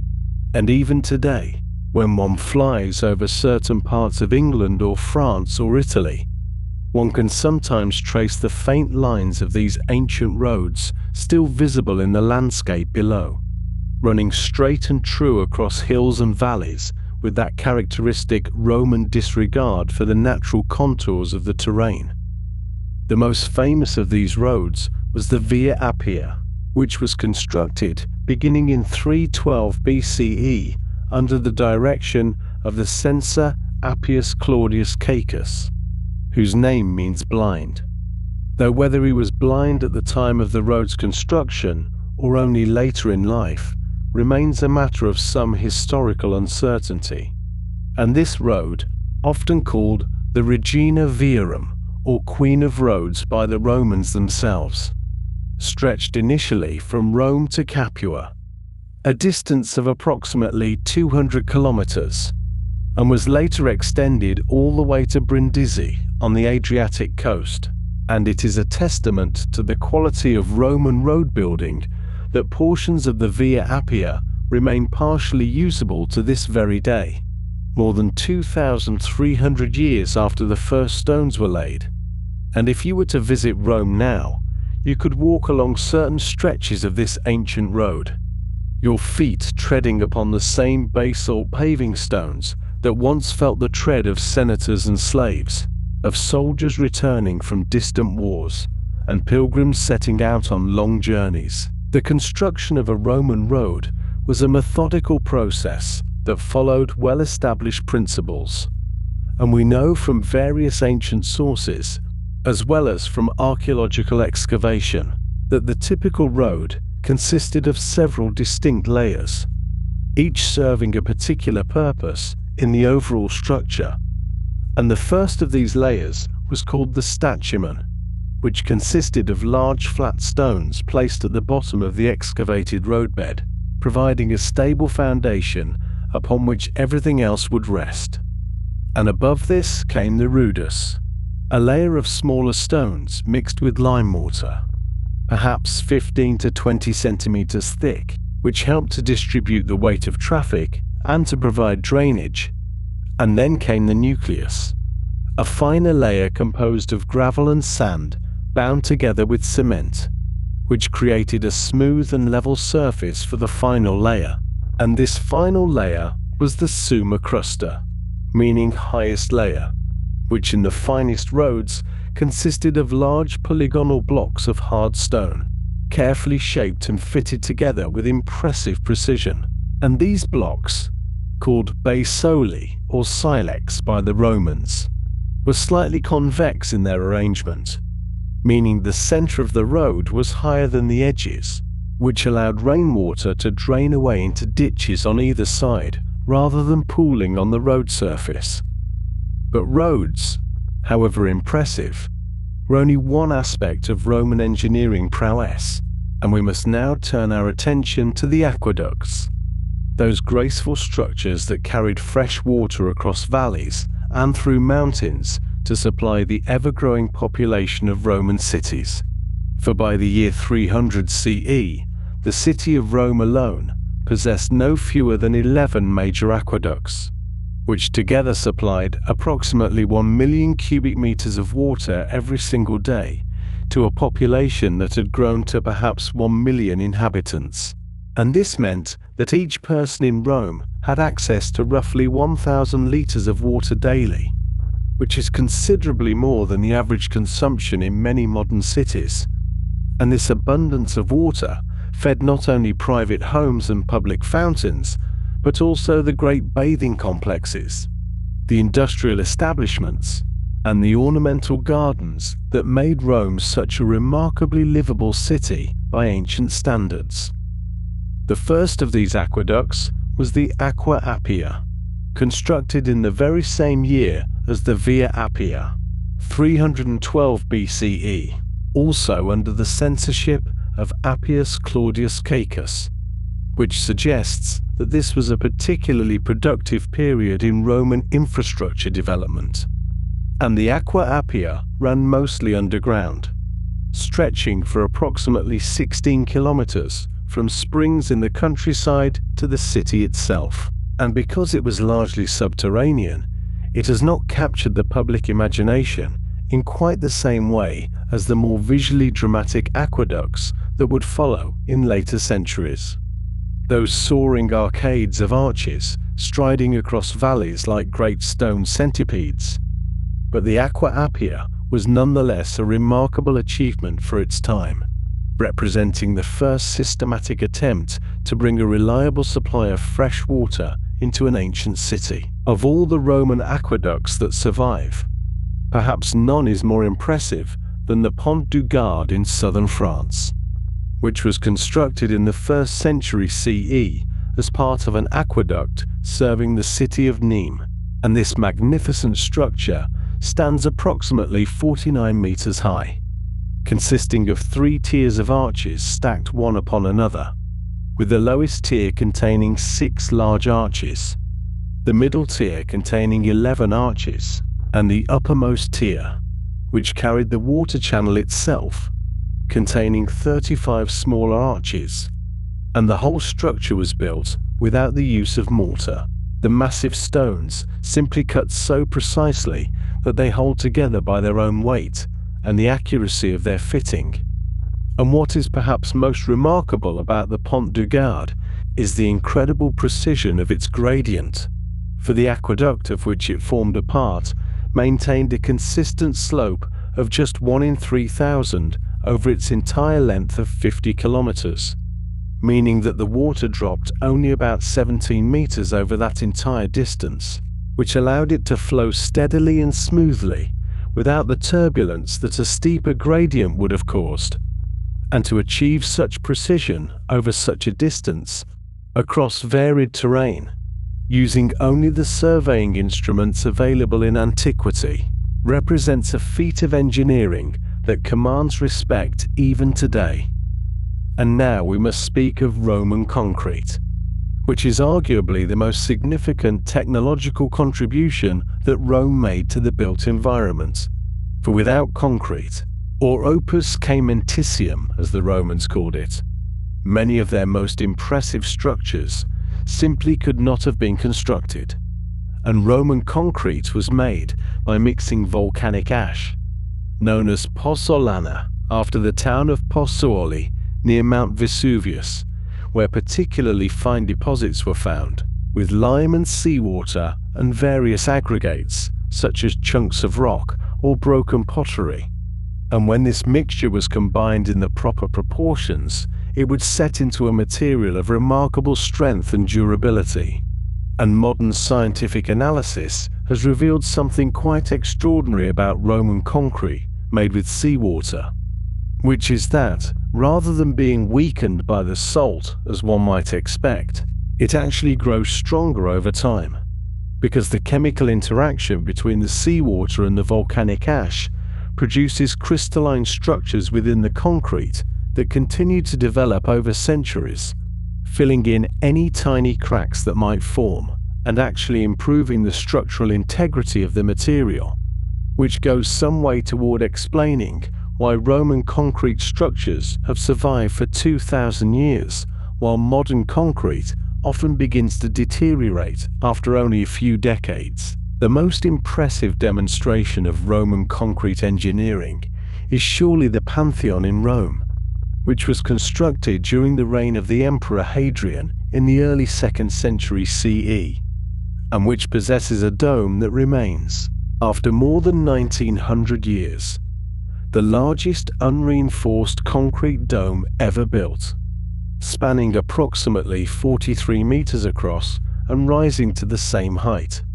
so that a perfect sphere could fit precisely within its interior space. And this dome was constructed using progressively lighter aggregate materials as it rose higher, with heavy basalt and travertine at the base giving way to lighter pumice near the top, which reduced the overall weight while maintaining structural integrity. And at the very center of the dome is the oculus, a circular opening measuring exactly 8.2 meters across, which serves as the sole source of natural light for the entire building. And when it rains, the water falls directly through this opening onto the slightly convex marble floor below, where it drains away through small holes that have served their purpose reliably for nearly 2 millennia. Another triumph of Roman engineering and construction was the Flavian Amphitheatre, better known today as the Colosseum,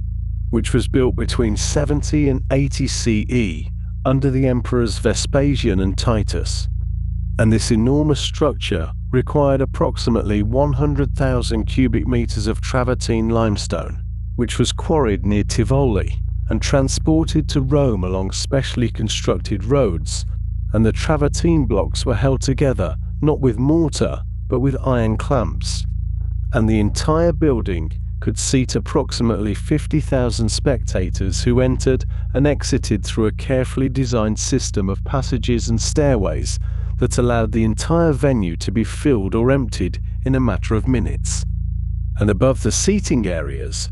there was once an enormous retractable awning called the velarium, which could be extended to shade the audience from the Mediterranean sun. And this awning was so large and so complex in its operation that it required a special detachment of sailors from the Imperial fleet to manage its ropes and pulleys. For sailors alone possessed the expertise necessary to handle such enormous expanses of canvas in the unpredictable winds that might sweep across the open amphitheatre. The Romans also developed sophisticated systems for heating their buildings, most notably the hypercourse system that was used in public baths and wealthy private homes. And this system worked by raising the floor of a room on small pillars made of stacked tiles, creating a space underneath through which hot air from a furnace could circulate, warming the floor above, and the hot air would also rise through hollow spaces built into the walls, so that the entire room was surrounded by warmth. And this allowed Romans to enjoy heated bathing facilities even during the coldest winter months, though the amount of fuel required to maintain such systems was considerable, and the army of slaves needed to tend the furnaces and carry the endless supplies of wood was one of those often overlooked aspects of Roman life that made such luxuries possible. Finally, we should not overlook the matter of sanitation, for the Romans understood, perhaps better than many subsequent civilizations, that the disposal of waste was essential to maintaining a healthy city. And the greatest monument to this understanding was the Cloaca Maxima, which began as an open drainage channel in the 6th century BCE and was gradually enlarged and enclosed over the following centuries until it became a great vaulted sewer running beneath the heart of Rome, carrying waste from public latrines and overflow from the aqueducts down to the river Tiber. And remarkably, after more than 2,500 years, parts of this ancient sewer system remain functional to this day, still carrying water beneath the modern streets of Rome, a hidden river flowing through the darkness beneath our feet, connecting the present to the distant past in the most practical and unromantic of ways. For this is ultimately what Roman engineering was about, not glory or beauty for their own sake, though beauty often resulted, but rather the patient solving of problems,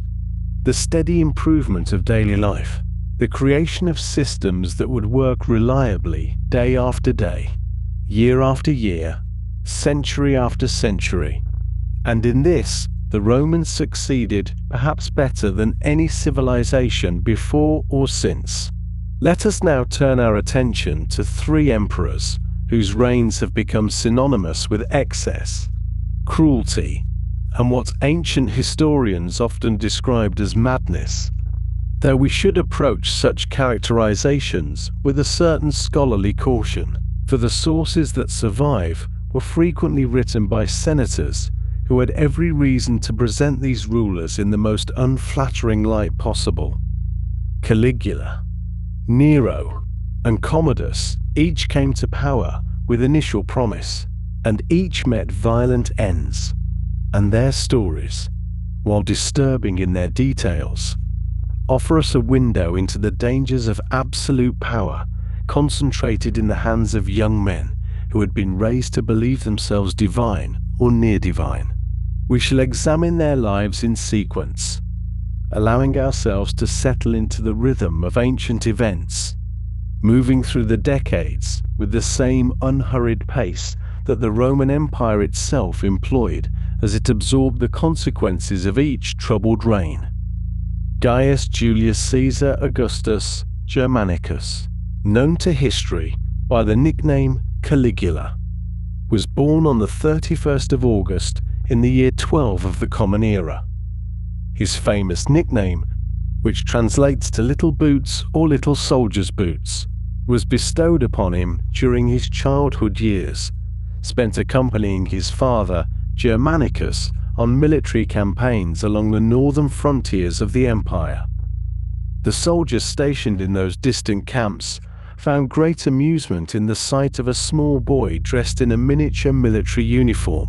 complete with the caligae, the hobnailed sandals worn by Roman legionaries. The diminutive form of the word, Caligula, became an affectionate term that followed him throughout his life, though it is said that as an adult he did not particularly appreciate being reminded of this childhood appellation. His father, Germanicus, was immensely popular with both the soldiers and the Roman public, and when Germanicus died under mysterious circumstances in the year 19, suspicion fell upon the Emperor Tiberius himself. Young Caligula was raised thereafter in an atmosphere of imperial intrigue, suspicion, and danger, watching as family members fell victim to the machinations of the Tiberian court. When Tiberius died in March of the year 37, Caligula ascended to the throne at the age of 24, and the Roman people greeted his accession with genuine joy and relief. The elderly Tiberius had spent his final years in self-imposed exile on the island of Capri, and his reign had become increasingly characterized by treason trials and an atmosphere of mutual suspicion between emperor and senate. Caligula, by contrast, seemed to offer a fresh beginning. He was the son of the beloved Germanicus, the great-grandson of Augustus himself, and his first months in power appeared to confirm the hopes that had been placed in him. He recalled exiles, abolished certain unpopular taxes,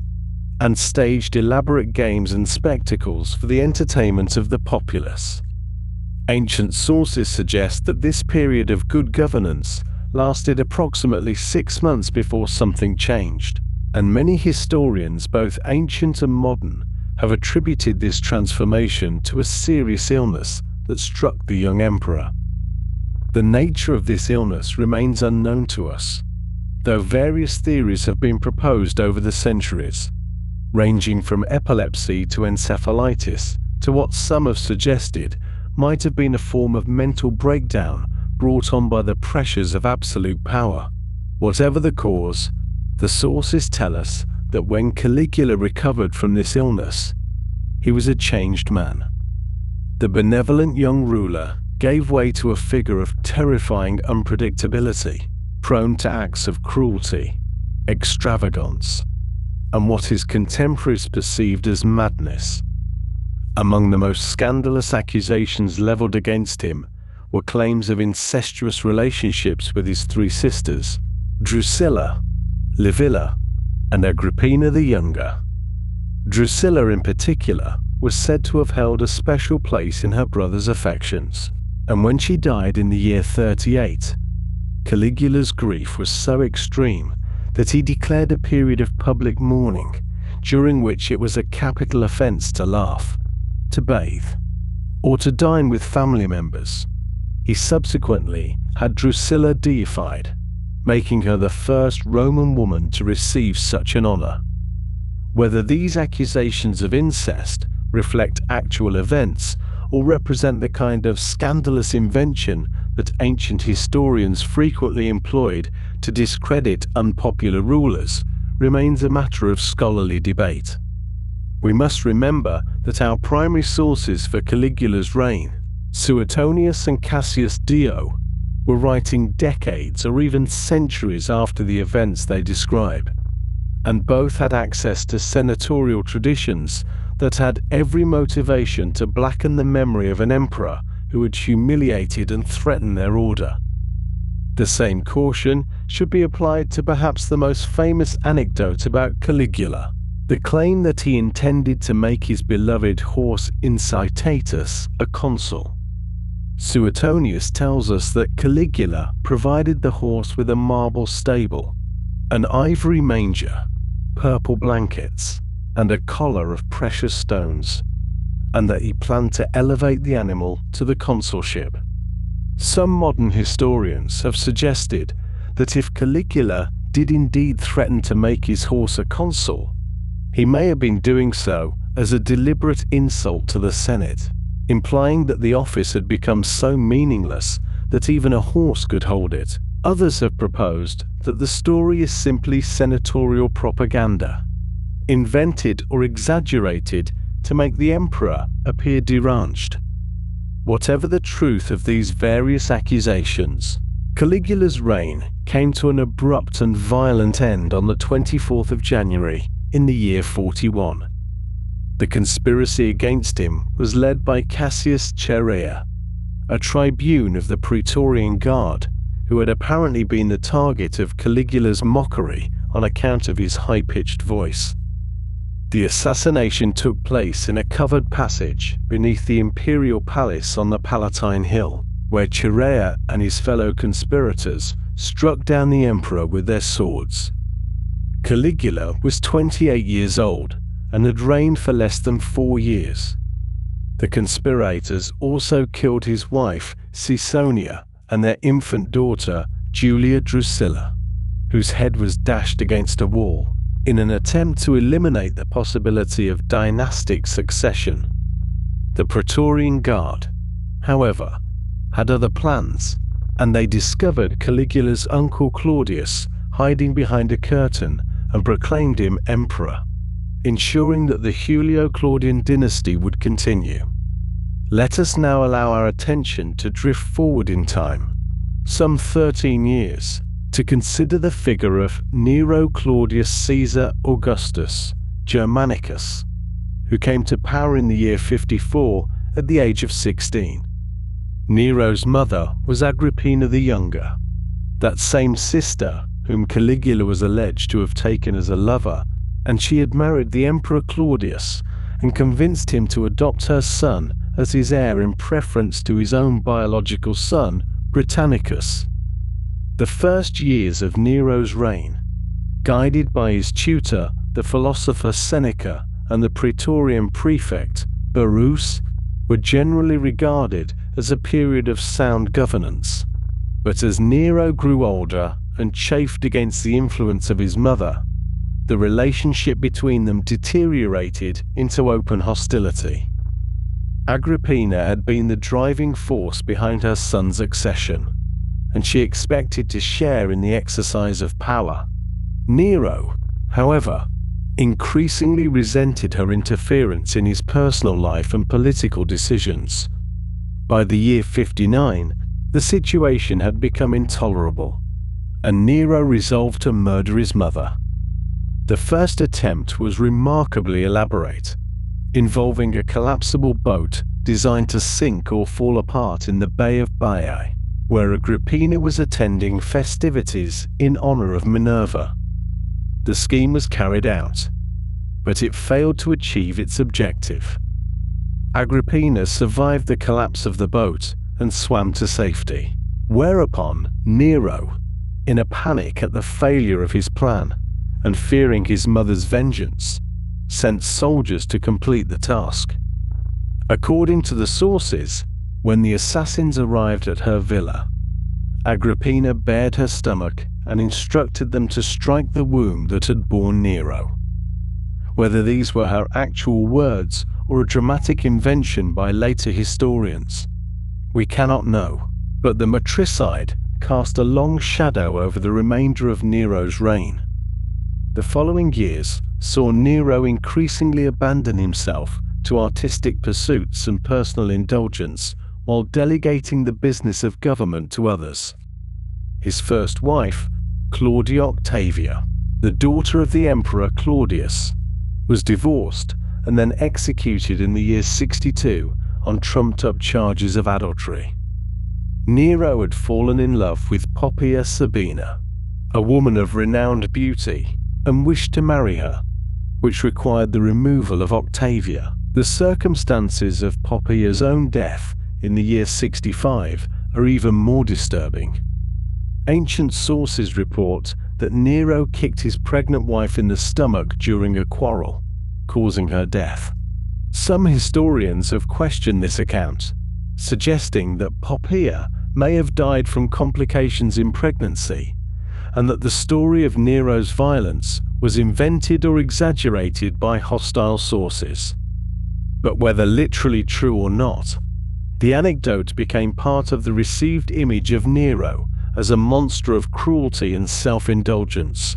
The Great Fire of Rome in July of the year 64 remains one of the most famous disasters of antiquity.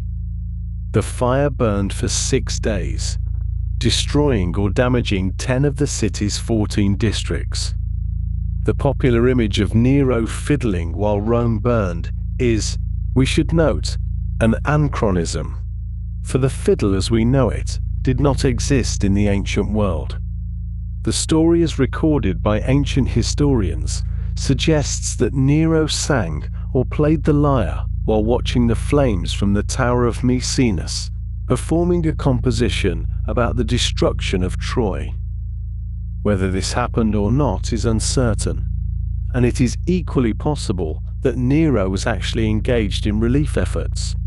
as some sources suggest. What is clear is that Nero used the fire as an opportunity to construct his magnificent new palace, the Domus Aurea, or Golden House, on land cleared by the flames, which fueled rumors that he had deliberately started the fire. To deflect suspicion from himself, Nero sought scapegoats, and he found them in the small community of Christians living in Rome. The Roman historian Tacitus describes the persecution that followed, during which Christians were subjected to various forms of execution, including being covered in animal skins and torn apart by dogs, or being crucified and set alight to serve as human torches in Nero's gardens. This persecution, while localized and relatively brief, marked the first significant instance of Roman imperial action against Christians and established a precedent that would be invoked in later centuries. When Nero's reign finally collapsed in the year 68, amid military revolts and the defection of the Praetorian Guard, the emperor fled Rome and, lacking the courage to take his own life, was assisted in his suicide by a freedman named Epaphroditus. His final words, according to tradition, were Qualis artifex Pirio, which translates as, "What an artist dies in me," or "What an artist the world is losing in me," a fitting epitaph for an emperor who had valued his artistic pretensions above the duties of governance. We come now to the last of our three emperors, Commodus, who ruled from 180 to 192 of the Common Era. Commodus was the son of the philosopher emperor Marcus Aurelius, and he was the first emperor in nearly a century to have been born to a reigning father. His succession had been long prepared for, and when Marcus Aurelius died during a military campaign on the Danube frontier, the 18-year-old Commodus inherited an empire at war. Unlike his father, however, Commodus had little interest in military campaigns or philosophical reflection. He quickly concluded a peace treaty with the Germanic tribes and returned to Rome to pursue his true passions, which centered on spectacle, gladiatorial combat, and the adulation of the masses. Commodus came to believe, or at least to publicly claim, that he was the reincarnation of Hercules, the divine hero of Greek and Roman mythology. He had himself depicted in statuary, wearing the lion skin and carrying the club associated with Hercules, and he took to appearing in the arena as a gladiator, fighting wild animals and human opponents in displays that scandalized the senatorial class. The Emperor of Rome, the holder of the most dignified office in the known world, was degrading himself by participating in what was considered a low profession, suitable only for slaves, criminals, and desperate men. Commodus charged the state treasury enormous sums for each of his appearances, as though he were a professional performer, and the senators were compelled to attend and applaud his victories. Among the more disturbing episodes recorded by ancient historians was an occasion when Commodus had a group of 12 men, who suffered from various physical deformities, dressed as giants and clubbed to death in the arena. This display was apparently intended to evoke the labors of Hercules, who had defeated various monsters and giants in his mythological adventures. The spectacle combined Commodus's obsession with his Herculean identity with a cruelty that even Romans, accustomed as they were to the violence of gladiatorial games, found excessive. His grandiosity extended to renaming the months of the year after his own names and titles, and most remarkably, to renaming the city of Rome itself as Colonia Commodiana, the colony of Commodus. The legions were likewise renamed Commodian,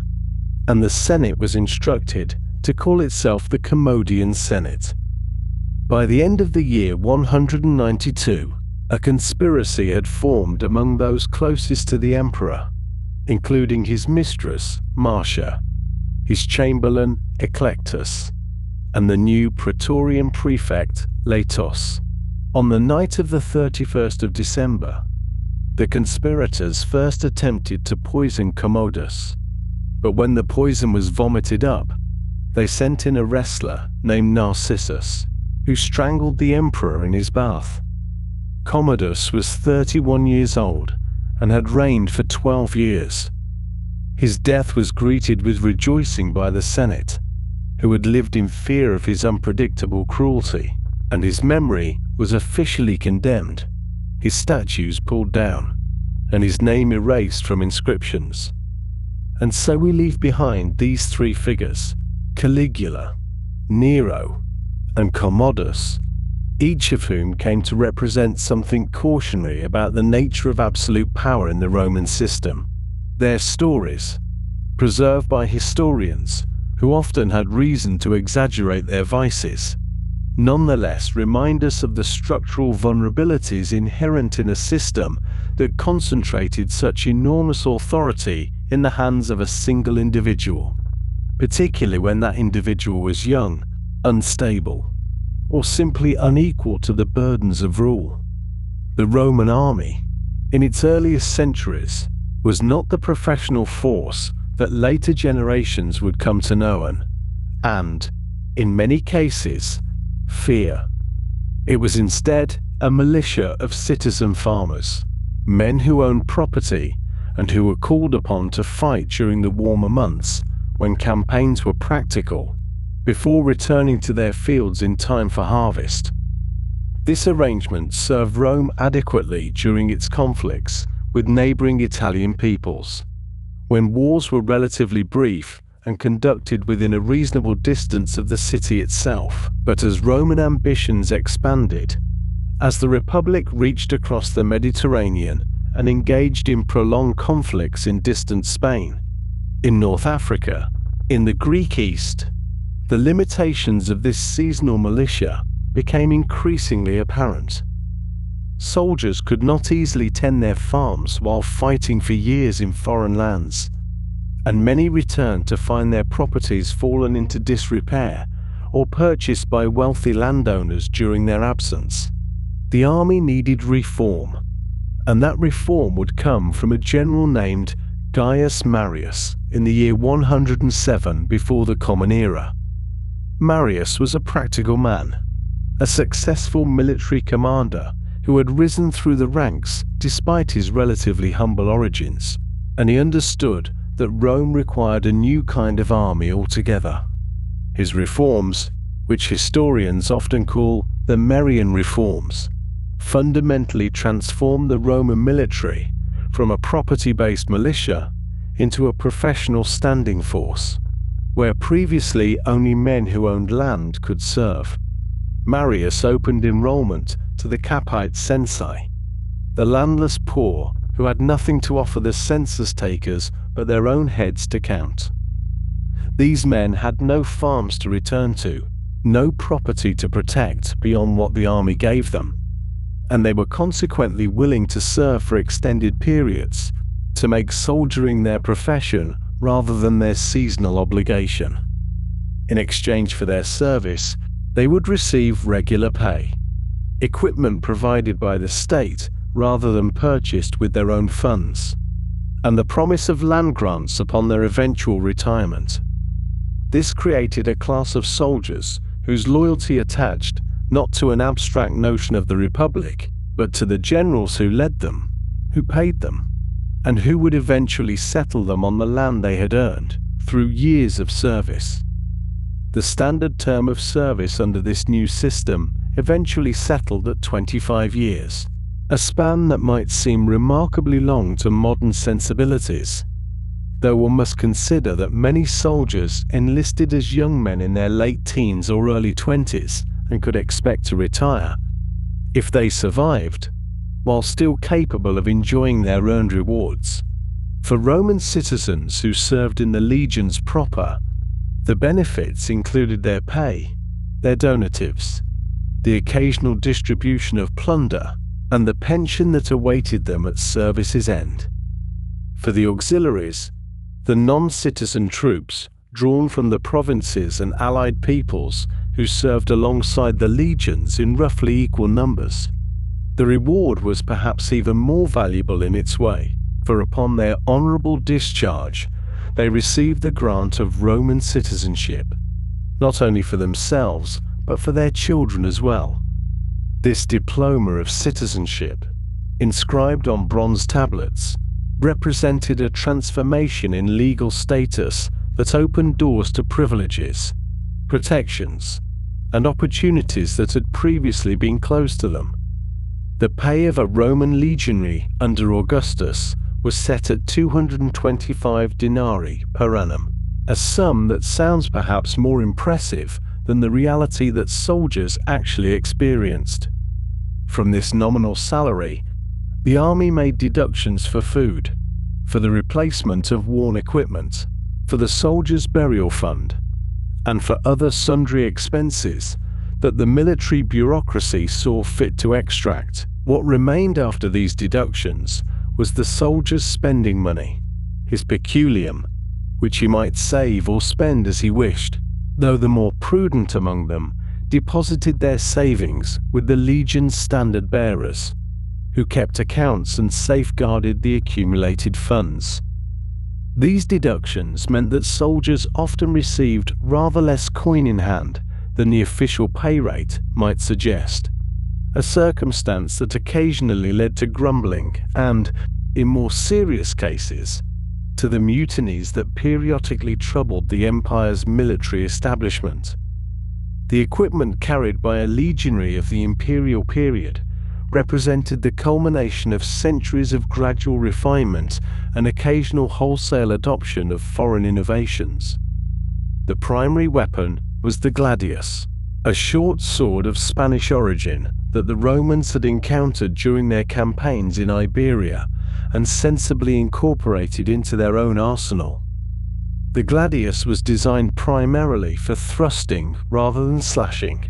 a technique well suited to the disciplined close-quarters combat that characterized Roman infantry tactics, where soldiers fought in tight formations, their shields overlapping, stabbing at exposed enemies through the gaps. The blade was typically around 20 inches in length, double-edged and coming to a sharp point, balanced and weighted for quick, economical movements in the confined space of a battle line. Before closing to sword range, legionaries softened enemy formations with their pila, heavy javelins, approximately 7 feet in length, with a distinctive construction that combined a wooden shaft with a long iron shank topped by a pyramidal point. The design incorporated an intentional weakness, either through the use of a wooden pin that would snap on impact, or through the tempering of the iron shank to bend rather than break, so that a pilum striking an enemy shield would become lodged in it, its bent or broken shaft making the weapon impossible to throw back, and the shield itself unwieldy and often discarded. Each legionary typically carried 2 pila, one heavier than the other, and the coordinated volley of these weapons immediately before contact could devastate an enemy formation, stripping away their shield protection and disrupting their cohesion. The scutum, the large curved rectangular shield of the Roman infantryman, provided substantial protection and served as a weapon in its own right, used to punch and shove opponents off balance. These shields were constructed from layers of wood, typically birch or poplar, glued together with the grain of each layer running perpendicular to those adjacent, creating a form of plywood that combined flexibility with remarkable strength. The surface was covered in leather or canvas and painted with the distinctive emblems of the soldier's unit, while a horizontal hand grip in the center allowed the shield to be held close to the body and manipulated with considerable precision. An iron boss at the center, protecting the hand grip, could itself be driven into an opponent's face with considerable effect. The armor most commonly associated with the Roman legionary is the lorica segmentata, that iconic construction of horizontal iron strips connected by leather straps and bronze fittings that covered the torso and shoulders. This armor appeared around the turn of the Common Era and remained in use for perhaps 2 centuries, though its adoption was never universal, and many legionaries continued to wear the older lorica hamata, a shirt of mail composed of thousands of interlinked iron rings. The segmented armor offered excellent protection against downward slashing blows while remaining relatively flexible and, importantly, relatively easy to repair in the field, as damaged plates could be replaced individually without rebuilding the entire garment. Upon the soldier's head sat the galea, a bronze or iron helmet that protected the skull, featured cheek guards that could be tied under the chin, and incorporated a projecting neck guard at the rear to deflect blows aimed at this vulnerable area. Even the soldier's footwear was purpose-built for military life. The caligae were sturdy leather sandals with thick soles, heavily studded with iron hobnails that provided traction on varied terrain and could themselves inflict damage when a soldier stamped upon a fallen opponent. The hobnails wore down over time and required periodic replacement, one of the many maintenance tasks that occupied soldiers during their non-combat hours. All of this equipment together, along with the tools, cooking gear, personal effects, and rations that a soldier carried on the march, could weigh 60 pounds or more, a burden that earned the legionaries their nickname of Marius's mules, a reference to the general whose reforms had required soldiers to carry more of their own supplies rather than relying on extensive baggage trains. The basic structural unit of the Roman army was the legion, a formation of approximately 5,000 men organized according to a decimal system that facilitated administration and command. Each legion was divided into 10 cohorts, and each cohort, except the first, was divided into 6 centuries of approximately 80 men. Despite the name suggesting 100, the first cohort was organized somewhat differently, with 5 double-strength centuries that gave it particular weight and importance as the senior unit of the legion. Each century was commanded by a centurion, a professional officer promoted from the ranks who represented the backbone of Roman military discipline and effectiveness.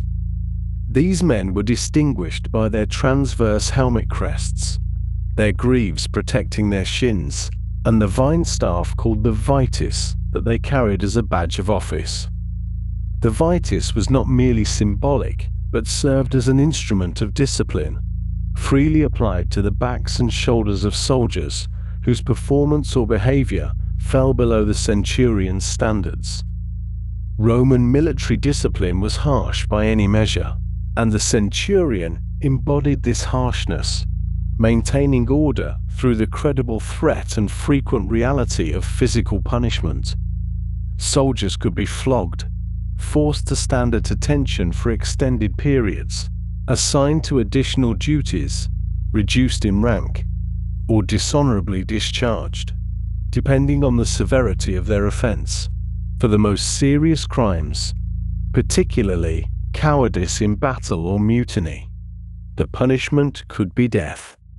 The most infamous collective punishment in the Roman military repertoire was decimation, a procedure reserved for units that had displayed exceptional cowardice or disobedience. The condemned unit would be divided into groups of 10, and each group would draw lots, with the soldier drawing the fatal token being clubbed or stoned to death by his 9 companions. This meant that the innocent and the guilty suffered alike, the randomness of the selection reinforcing that collective performance and collective honor were paramount, that each soldier was responsible not only for his own conduct, but for that of his comrades as well. The survivors of decimation might be subjected to additional humiliations, required to camp outside the fortifications, fed barley instead of wheat, stripped of their privileges until they had redeemed themselves through subsequent service. The rarity of decimation in the historical record suggests that it was employed primarily as a measure of last resort, but its existence in the military code served as a powerful deterrent against failure. The diet of the Roman soldier was plain, substantial, and designed for practicality rather than pleasure. Wheat formed the foundation, issued as a grain ration that soldiers ground and prepared themselves, typically as porridge or as hard biscuits suitable for carrying on the march. Bacon, cheese,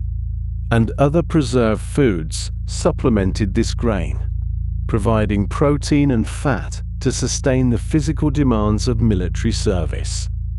For drink, soldiers commonly consumed posca, a mixture of water and vinegar or sour wine that provided hydration and, though they did not understand the mechanism, some antiseptic benefit from its acidity.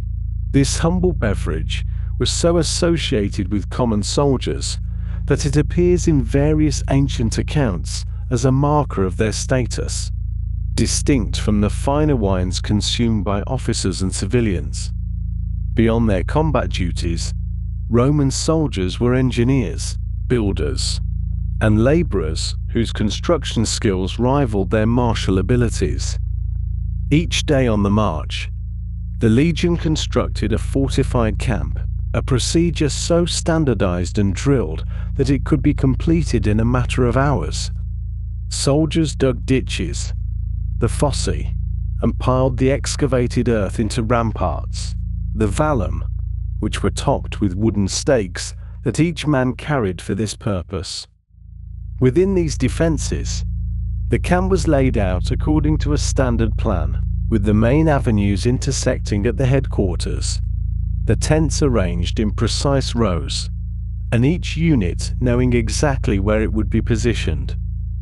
This daily repetition meant that soldiers could establish a secure position even in hostile territory, every man knowing his task and his place without requiring detailed instructions. The spiritual center of the legion was its eagle standard, the Aquila, a gilded sculpture of the sacred bird mounted atop a pole and carried by a specially selected standard bearer, the Aquilipher. The eagle represented the legion's honor, its identity, and in some sense its very soul, blessed by religious ritual and carrying an almost divine significance.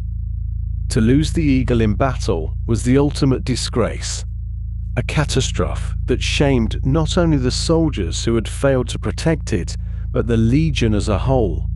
even those who had not been present at its loss. Legions that lost their eagles sometimes ceased to exist as units,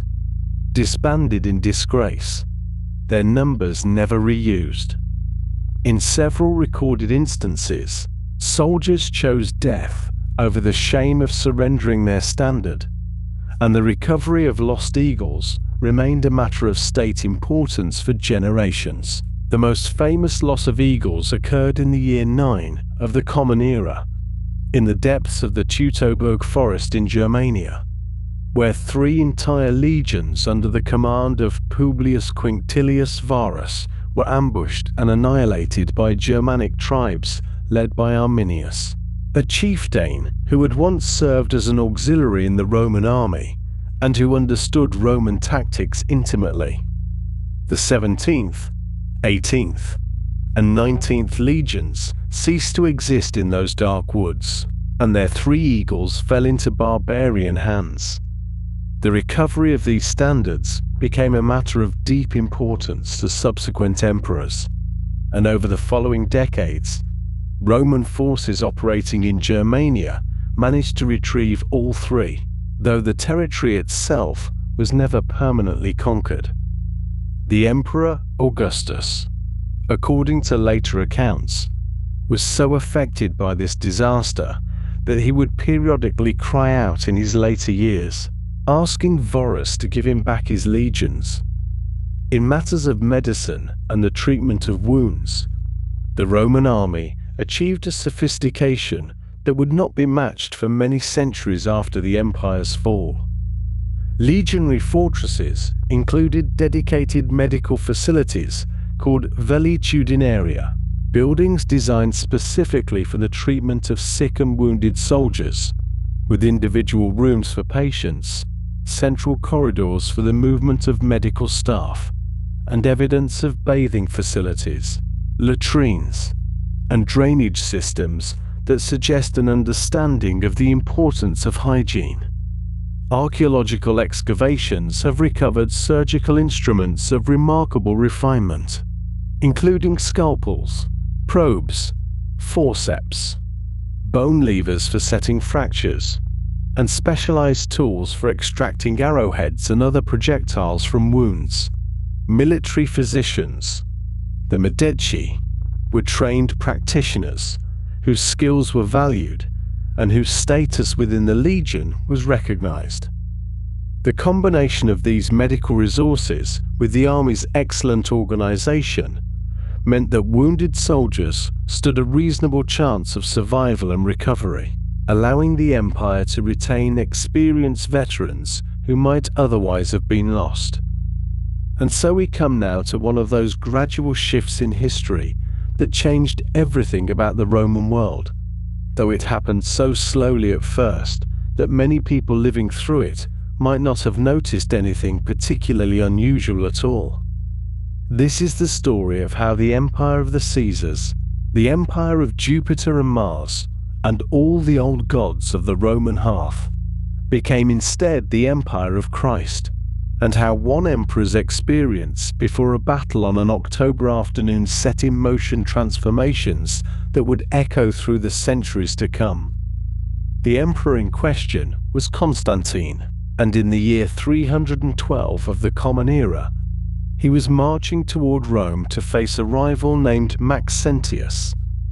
The empire at this time was not unified under a single ruler, but divided among several competing claimants, each controlling different regions, and each watching the others with suspicion and calculation. Constantine held Britain and Gaul and parts of the northern territories, while Maxentius controlled Italy and Rome itself, and both men understood that their arrangement could not last forever, that eventually one would have to overcome the other if there was to be any peace. Constantine crossed the Alps with his army and won several engagements as he moved south through Italy, and by late October he had reached the outskirts of Rome, where Maxentius waited with his own considerable forces. The two armies would meet at a place called the Milvian Bridge, which spanned the Tiber River just north of the city, and it was here, according to later accounts, that something happened to Constantine that he would remember and speak of for the rest of his life. The accounts vary somewhat in their details, as such accounts often do when filtered through memory and retelling over many years. But the essence of what was reported goes something like this. On the day before the battle, or perhaps during the battle itself, depending on which source one consults, Constantine saw a vision in the sky, a sign in the shape of a cross, or perhaps the Chi-Rho symbol, which combines the first two Greek letters of the word Christ into an overlapping monogram that looks rather like a P with an X drawn through its stem. Alongside this symbol, either written in the sky itself or conveyed to Constantine in some other manner, were words in Latin that can be translated as, "In this sign you will conquer," or in the original, "In hoc signo vinces," whether Constantine actually saw lights in the sky, or experienced a dream that he interpreted as divine communication, or constructed this narrative afterward to give meaning to what followed.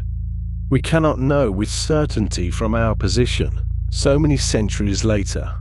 What we do know is that Constantine ordered his soldiers to mark their shields with this Christian symbol before they went into battle on the 28th of October in the year 312, and that the battle went very much in his favor. Maxentius had positioned his forces on the far side of the Tiber, using a pontoon bridge alongside the old stone Milvian Bridge to move his troops across the river toward Constantine's approaching army. This was an aggressive choice, meeting the enemy in open battle rather than sheltering behind Rome's formidable walls, and it proved to be a fatal miscalculation. Constantine's cavalry broke through the opposing lines and drove Maxentius's forces back toward the river in confusion and panic, and in the chaos of retreat,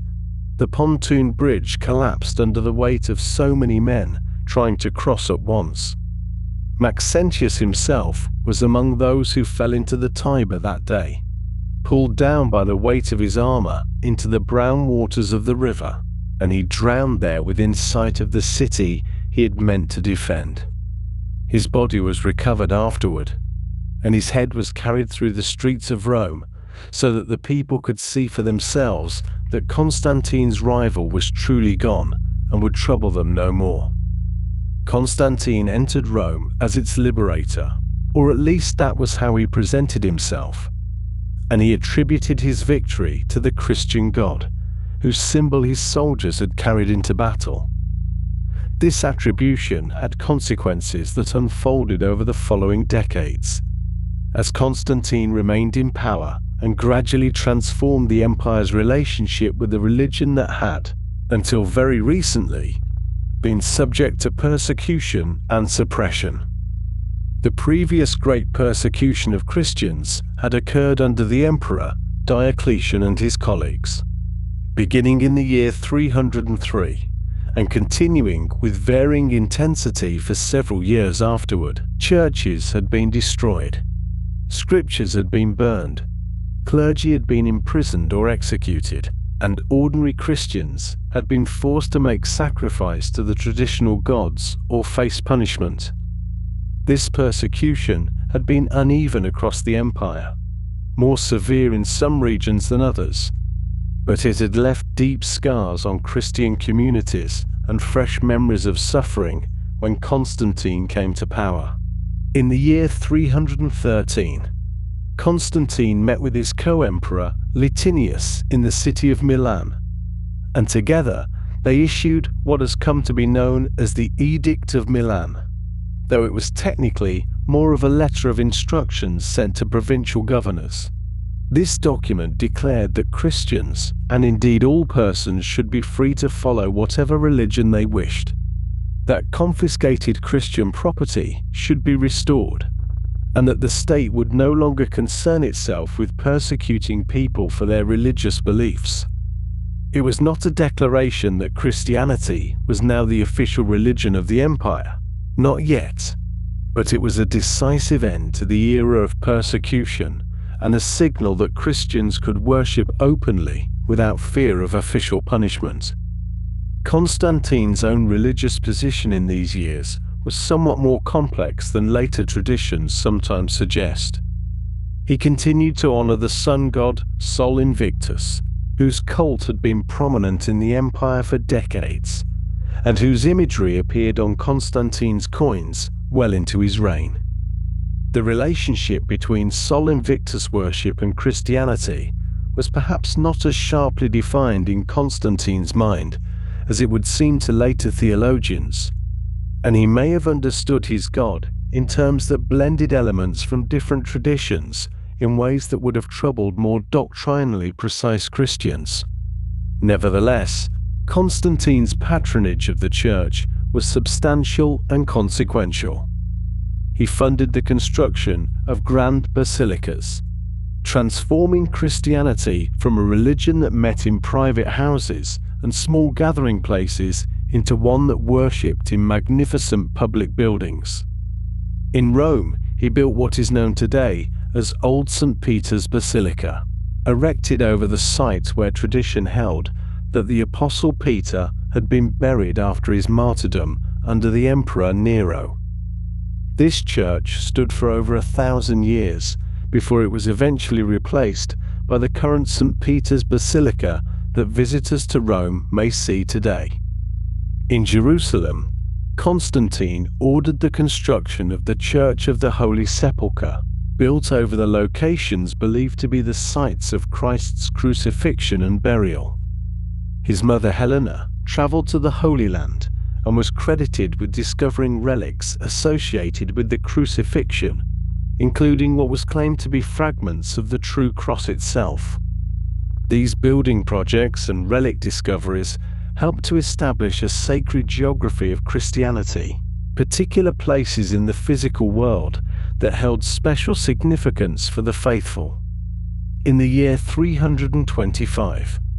Constantine convened what would be the first ecumenical council of the Christian Church,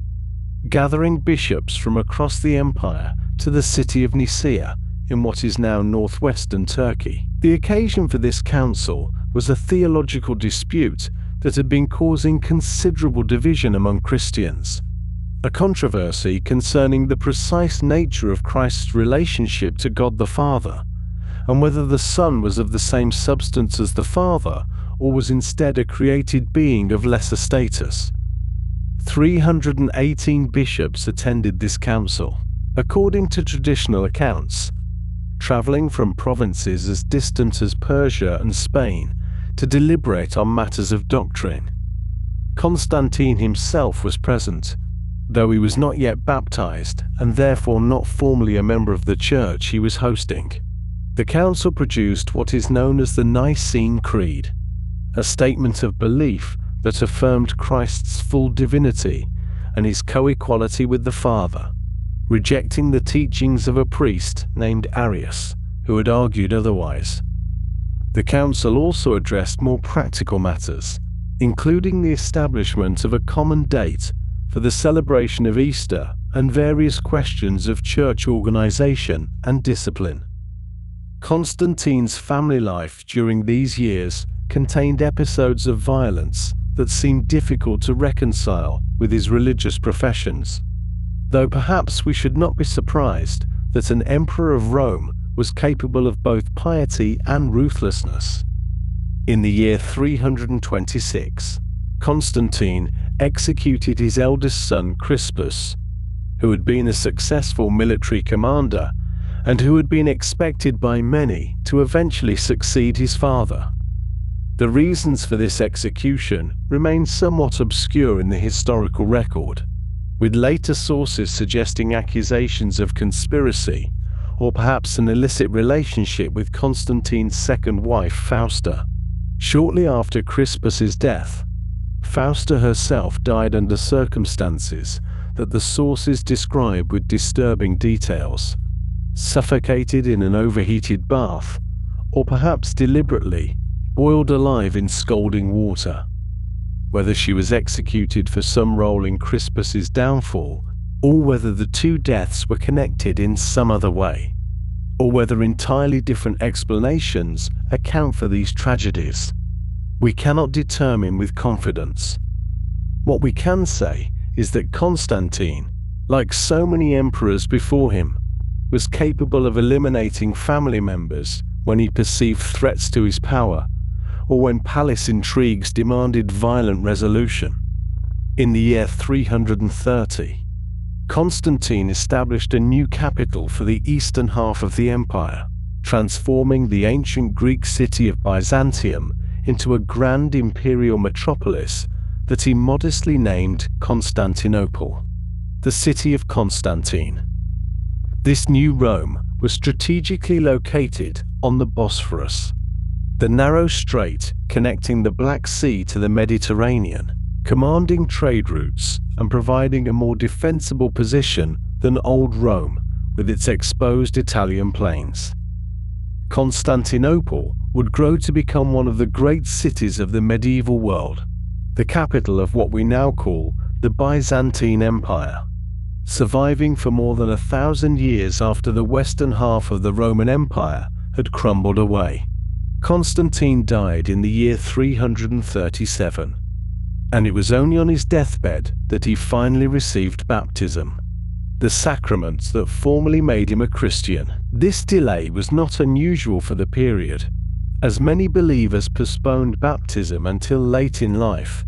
in the hope that the cleansing of sins that baptism provided would cover all their transgressions without leaving time for new ones to accumulate. Constantine had committed many acts that would require forgiveness, and perhaps he calculated that it was better to seek that forgiveness at the last possible moment. The growth of Christianity accelerated through the 4th century. building on the foundations that Constantine had laid. By the year 300, Christians may have constituted perhaps 10% of the empire's population, a significant minority, but still very much a minority. By the year 400, Christianity had become the majority religion, embraced by most inhabitants of the Roman world, its churches visible in every city, and its bishops wielding substantial influence in both spiritual and temporal affairs. This transformation did not go entirely unchallenged. The Emperor Julian, who ruled briefly from 361 to 363, attempted to reverse the Christianization of the empire and restore the traditional pagan cults to their former prominence. Julian had been raised as a Christian, but had privately returned to the old gods, and when he became emperor, he used his power to rebuild temples, restore priesthoods, and remove the privileges that Constantine and his successors had granted to the church. Christians called him Julian the Apostate, the one who had abandoned the faith, and they did not mourn when he died on campaign against the Persians after less than 2 years on the throne. His successors did not continue his pagan revival, and the old gods retreated further into the margins of Roman life. The final decisive step came under the Emperor Theodosius I, who in the year 380 issued an edict making Nicene Christianity the official state religion of the Roman Empire. Those who followed other forms of Christianity, such as the Arian beliefs that the Council of Nicaea had condemned, were declared heretics, and traditional pagan worship was progressively outlawed and suppressed. Temples were closed or converted into churches, public sacrifices were forbidden, and the ancient religious traditions that had shaped Roman life for so many centuries were pushed aside. And so Rome became Christian, not in a single dramatic moment, but through decades of gradual change, through imperial patronage and popular conversion, through the building of churches and the closing of temples, through councils and creeds, and the slow transformation of a civilization. The empire that had once fed Christians to lions for public entertainment now punished those who clung to the old gods, and the cross, that had been an instrument of execution, became the most prominent symbol of the most powerful state in the Mediterranean world. And so we come now to the final centuries, the long, slow twilight of the Western Roman Empire, a period that stretched across generations and unfolded not as a sudden collapse, but rather as a gradual fading, like the last light of an autumn evening giving way to dusk. The men and women who lived through these decades did not know they were witnessing the end of something, for history rarely announces itself so clearly to those caught within its currents. And life continued in its ordinary rhythms, even as the great structures of Roman power grew ever more fragile. We shall speak of battles and invasions, of emperors whose reigns lasted only months, and of the Germanic peoples who moved across the frontiers in search of safety and land. And as we trace this long decline, you may find your thoughts drifting gently, which is perfectly natural, for these events happened so very long ago that they carry with them a certain softness now, worn smooth by the passage of 16 centuries. The Battle of Adrianople, which took place on the 9th of August in the year 378 of the Common Era, is often regarded by historians as one of those turning points after which nothing would quite be the same again, though of course the people of that time could not have known this.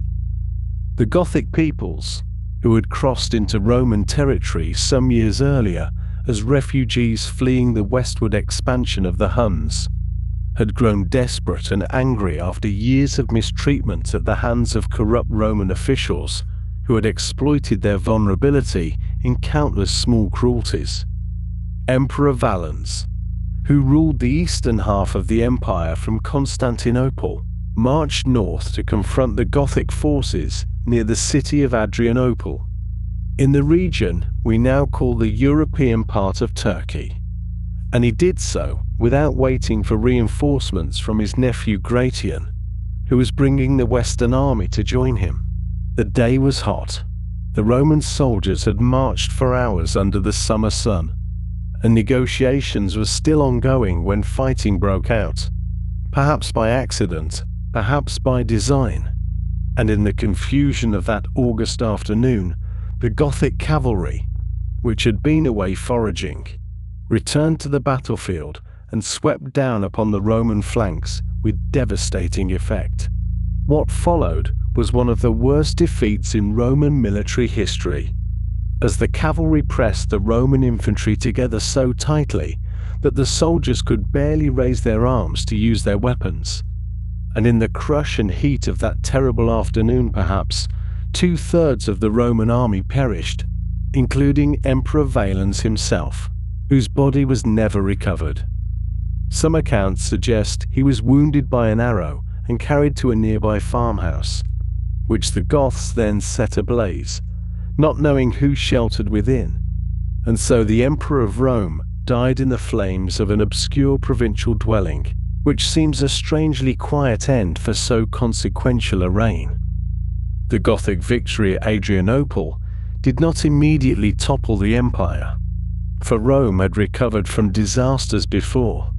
but it demonstrated that the Germanic peoples, when properly armed and mounted, could destroy a Roman field army in open battle. And this knowledge would shape events for the next century in ways both obvious and subtle. The Visigoths, as this branch of the Gothic peoples came to be known, eventually reached a settlement with the empire and served as federated troops for a time, but the relationship remained uneasy, and in the decades that followed, they drifted westward through the Balkans and into Italy itself, led now by a man named Alaric, who had been born around the year 370 and who possessed both military skill and a shrewd understanding of Roman politics. Alaric sought not to destroy the empire, but rather to secure a permanent homeland for his people and a prestigious military command for himself. And for years he negotiated and maneuvered and occasionally besieged Italian cities to improve his bargaining position. The Western Roman government, which had retreated to the marshes of Ravenna, where it felt safer from attack, proved incapable of either defeating Alaric or coming to stable terms with him. And in August of the year 410, after yet another breakdown in negotiations, Alaric led his forces against the city of Rome itself. On the 24th of August in that year, the Visigoths entered Rome through the Salarian Gate, and for the first time in 800 years since the Gauls had briefly occupied the city in 390 before the Common Era, Rome fell to an enemy force. The sack lasted for 3 days, during which churches were largely respected as places of sanctuary,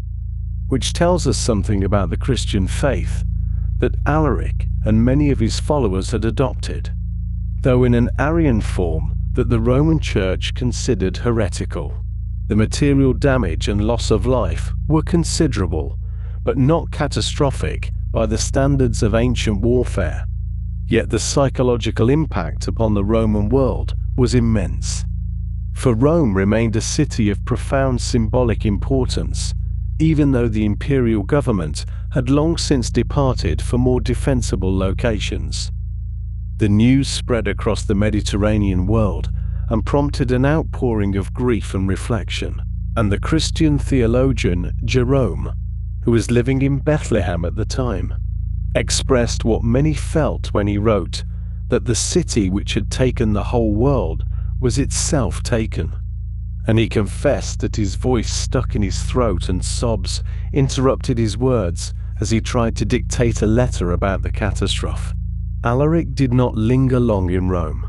for his goal had always been to secure lands for his people rather than to occupy the ancient capital, and he led his forces south through Italy with the apparent intention of crossing to North Africa, which was the breadbasket of the Western Mediterranean, and might have provided his people with the rich agricultural territory they sought. But the ships that might have carried them across were scattered by storms, and shortly afterward, in the late months of 410, Alaric fell ill and died, still a relatively young man in his early 40s. His followers mourned him with elaborate ceremony, and according to tradition, they diverted the course of the Bicento River in southern Italy, buried their king in the riverbed along with treasures and grave goods, and then returned the waters to their natural course, so that no enemy would ever find and desecrate his resting place. The slaves who had performed this labor were then put to death to ensure the secret would be kept, and to this day, no one has ever discovered the tomb of Alaric, which may lie still beneath the waters of that quiet Italian river, or which may be merely legend grown up around a simpler burial that time has long since erased. The Visigoths eventually moved on from Italy and settled in southern Gaul and Spain, where they established a kingdom that would endure for centuries. But the Western Empire continued to weaken, and new threats emerged from the steppes of Central Asia. The Huns, who had driven the Gothic peoples into Roman territory in the first place, now posed a direct threat to the empire itself, and under their most famous leader, a man named Attila, they swept across the Balkans and into Gaul with devastating effect. Attila has come down to us through centuries of legend as a figure of almost mythological terror, called the Scourge of God in medieval tradition, though the historical reality was somewhat more complex,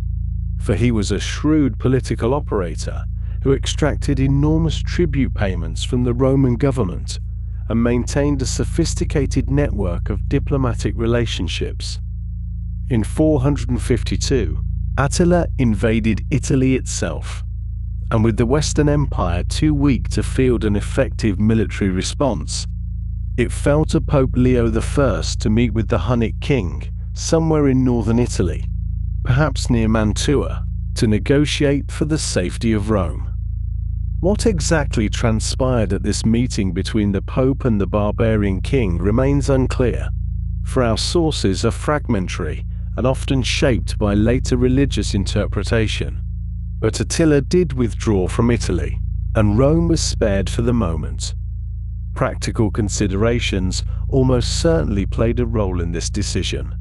for the Hunnic army was suffering from plague and famine.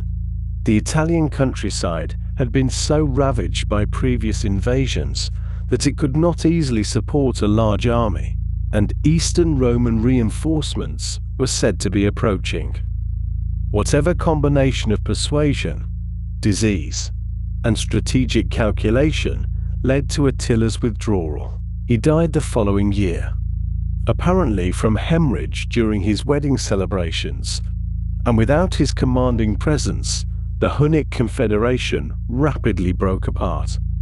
its component peoples going their separate ways and ceasing to threaten the Mediterranean world as a unified force. But Rome's respite proved brief,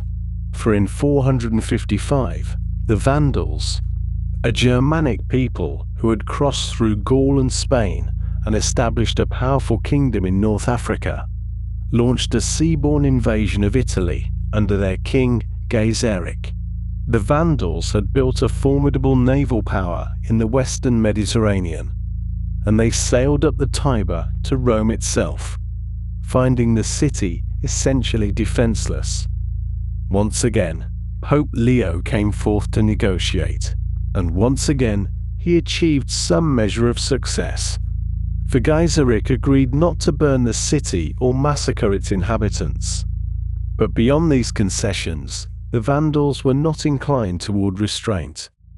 For 14 days, they systematically plundered Rome, carrying away treasures that had accumulated over 1,000 years of conquest and commerce, including the sacred objects that Titus had taken from the temple in Jerusalem nearly 4 centuries earlier. They stripped even the gilded bronze roof tiles from the temple of Jupiter Optimus Maximus on the Capitoline Hill, that ancient seat of Roman religious authority that had watched over the city since the days of the kings,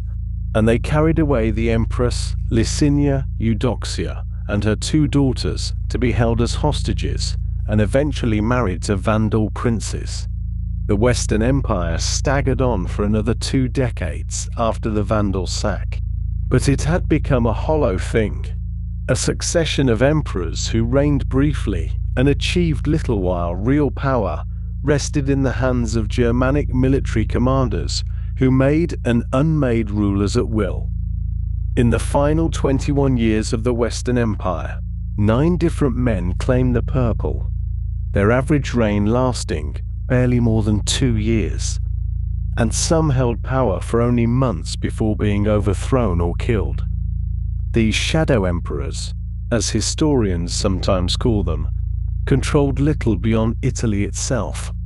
and even their authority there depended entirely upon the sufferance of the barbarian generals who commanded the only effective military forces remaining.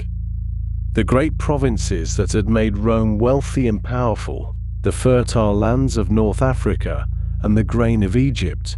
the wealthy cities of Gaul and the silver mines of Spain, had all passed into the hands of Germanic kingdoms or been lost to central control. And what remained was a rump state centered on a depopulated Italy whose economy had contracted severely. The end, when it came, was remarkably quiet, almost anticlimactic after so many centuries of drama and grandeur. In September of 476, the Germanic chieftain Odoacer, who commanded what remained of the Western Roman army, deposed the young emperor Romulus Augustulus, whose name bore an ironic echo of Rome's legendary founder, for he was called both Romulus like the first king and Augustulus, meaning Little Augustus, after the first emperor. This final emperor of Rome was perhaps 15 years old, a boy who had been placed on the throne by his father Orestes less than a year before, and his reign had been a puppet show from the beginning. Odoacer did not have the boy killed, which was merciful by the standards of the age, but instead pensioned him off to a comfortable villa in Campania, where he presumably lived out his days in quiet obscurity,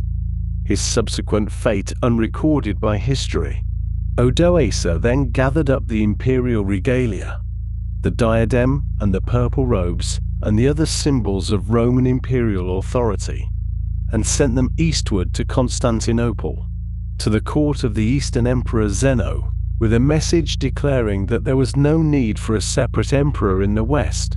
that one emperor in Constantinople would suffice for the entire Roman world. Whether this was meant as a gesture of submission or a diplomatic fiction, or simply a practical acknowledgement of reality, is difficult to say. But it marked the formal end of the Western Roman Empire, which had endured in one form or another for more than 1,000 years since Romulus had ploughed the first furrow around his settlement on the Palatine Hill,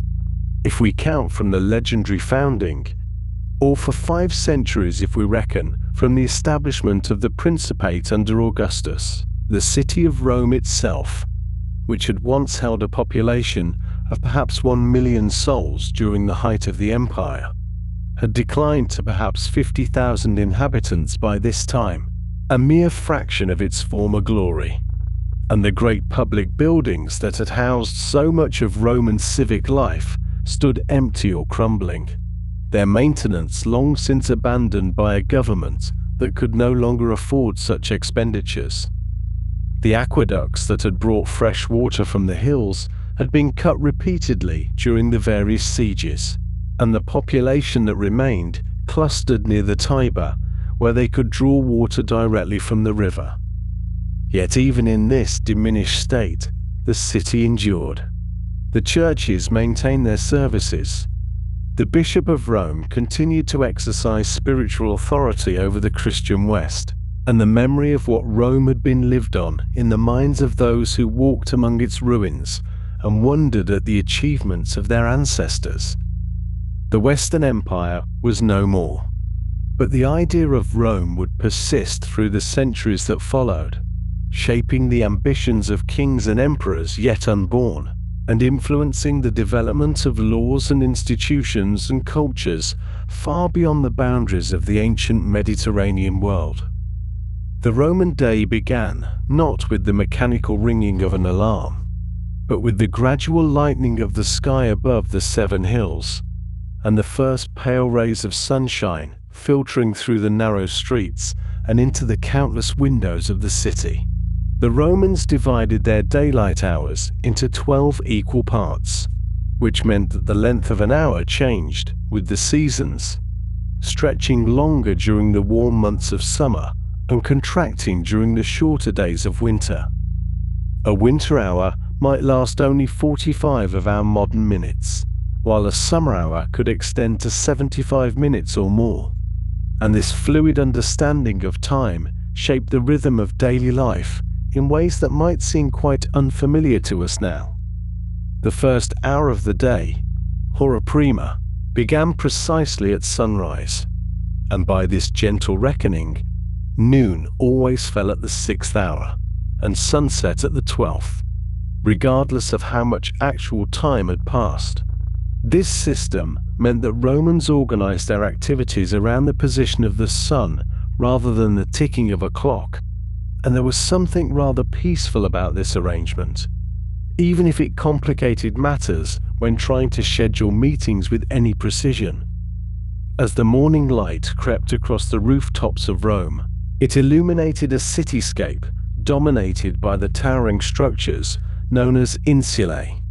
which were the apartment blocks that housed the vast majority of the urban population.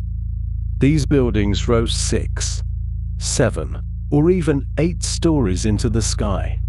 creating a kind of vertical city within the city,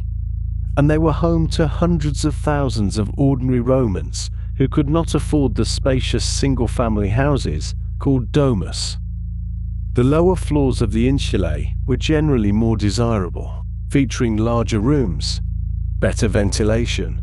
and easier access to the street below, while the upper stories became progressively smaller, more cramped, and more difficult to reach. Most of these humble apartments lacked any sort of kitchen facilities, which meant that residents could not safely cook their meals at home, and instead relied upon the many thermopolia, or hot food shops, that lined the streets of every Roman neighborhood. The absence of private toilets was another notable feature of daily life in the insulae, and residents made regular use of the public latrines scattered throughout the city, or kept chamber pots that were emptied, sometimes rather carelessly, into the streets below. The construction of these towering apartment blocks was often hasty and of questionable quality, which led to 2 persistent dangers that haunted the residents of the insulae throughout their daily lives. Fire was a constant and terrifying threat in buildings constructed largely of wood and filled with small oil lamps and portable braziers that residents used for light and warmth. And when flames broke out, they could spread with frightening speed through the crowded structures. Collapse was another ever-present worry, as buildings thrown up quickly by unscrupulous developers sometimes gave way without warning, burying their inhabitants beneath tons of rubble. A man named Marcus Licinius Crassus, who would eventually become one of the wealthiest men in Roman history, discovered a particularly ruthless method of profiting from these misfortunes by assembling a private fire brigade of 500 trained slaves. When a building caught fire, Crassus would arrive at the scene and offer to purchase the burning structure and the neighboring buildings at a dramatically reduced price. And only after the panicked owner agreed to sell would Crassus order his men to extinguish the flames. Through this practice and others like it, Crassus accumulated an enormous fortune and vast tracts of urban real estate, and while his methods were perhaps morally questionable, they were entirely legal under Roman law. For the poorest residents of Rome, obtaining enough food to survive was a daily concern, but the state provided a measure of relief through the distribution of free grain to qualifying citizens. By the time of the Emperor Augustus, approximately 200,000 citizens were receiving this grain dole, which entitled them to a monthly ration of wheat that could be ground into flour for bread or cooked into porridge.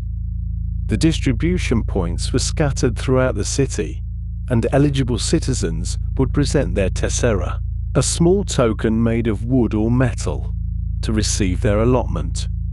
This system, while certainly helpful to those who benefited from it, was not charity in the modern sense, but rather a political tool that helped maintain social stability and rewarded the urban population for their loyalty to whichever faction controlled the government. The emperors understood that a hungry populace was a dangerous populace, and the provision of bread,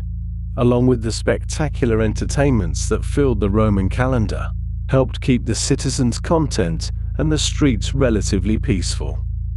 The entertainments offered to the Roman people were grand in scale and various in character,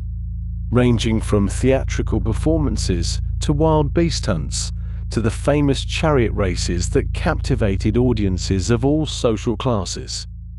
The Circus Maximus, that enormous racing stadium nestled in the valley between the Palatine and Aventine hills,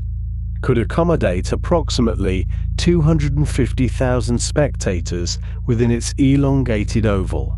making it the largest entertainment venue in the ancient world, and indeed one of the largest ever constructed. On race days,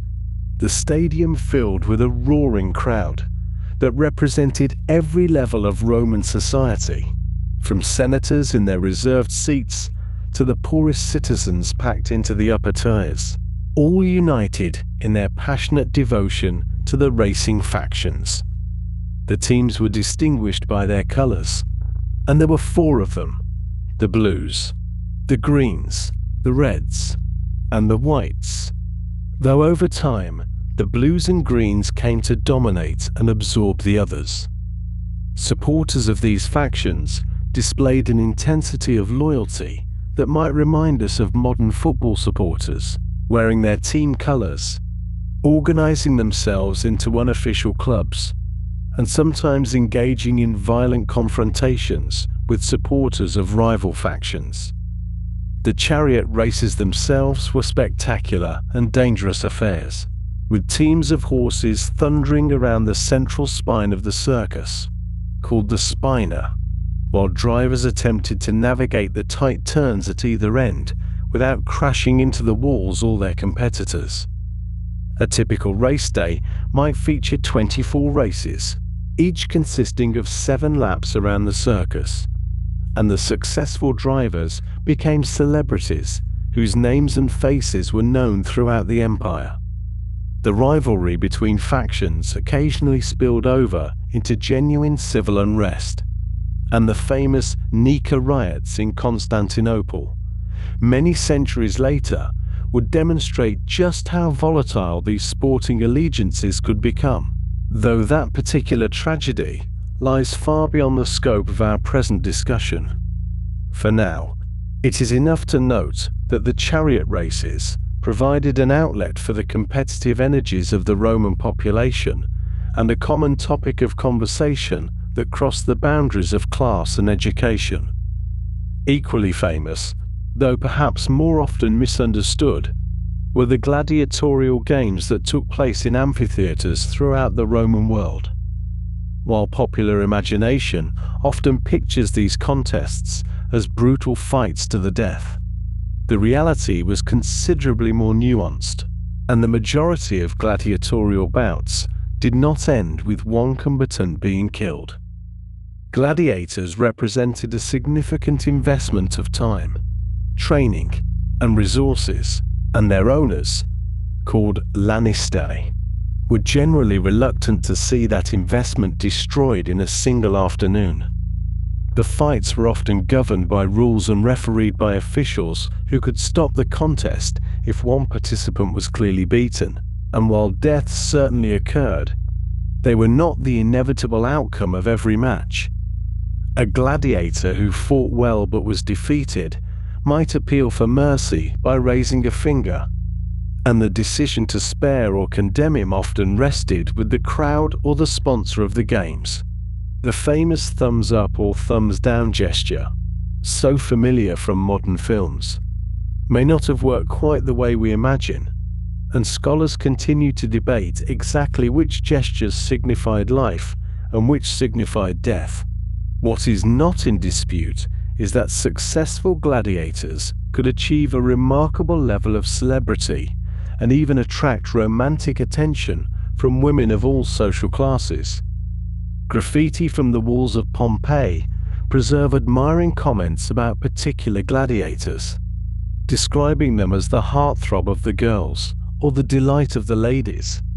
And some gladiators cultivated these reputations carefully, understanding that fame brought material rewards and perhaps even the possibility of purchasing their freedom from servitude. The gladiatorial schools, called ludi, trained their fighters in various combat styles, and spectators came to appreciate the technical differences between the heavily armored murmillo, the net-wielding retiarius, and the lighter-armed 3x, each with their distinctive weapons and fighting techniques. The games themselves were elaborately staged spectacles that might include not only gladiatorial combat, but also animal hunts, public executions, and dramatic recreations of famous battles, all designed to demonstrate the power and generosity of whoever was sponsoring that day's entertainment. After the excitement of the circus or amphitheater, Romans of all classes might make their way to one of the great public bathing complexes, called thermae, which served as community centers as much as places of hygiene. The baths of Caracalla, constructed in the early 3rd century, could accommodate approximately 1,600 bathers at the same time within its vast halls and courtyards, and the complex included not only the bathing facilities themselves, but also libraries, gardens, exercise grounds, and spaces for socializing and conducting business. Admission to the public baths was remarkably inexpensive, often just a quadrans, the smallest Roman coin, making this experience accessible to nearly everyone in Roman society. The typical bathing progression moved through a series of rooms of varying temperatures, beginning with the tepidarium, a warm room where bathers could adjust to the heat, then proceeding to the coldarium, the hot room with its steaming pools and heated floors, and finally concluding with a bracing plunge into the cold waters of the frigidarium. Throughout this process, bathers might also visit the unctorium to be rubbed with oil, exercise in the palastra, receive a massage, or simply recline and converse with friends and acquaintances. The hours spent at the baths were among the most social of the Roman day, and it was here that business deals might be discussed, gossip exchanged, and friendships maintained. The great bathing complexes were marvels of engineering, with sophisticated heating systems called hypercausts that circulated hot air beneath raised floors and through hollow walls, and with elaborate plumbing that brought fresh water in and carried wastewater away. The Romans took great pride in these facilities, and the construction of new baths was a traditional way for emperors and wealthy individuals to demonstrate their generosity to the people. The baths remained open until sunset or slightly beyond, and as evening approached, Romans would make their way home for the main meal of the day, the cena.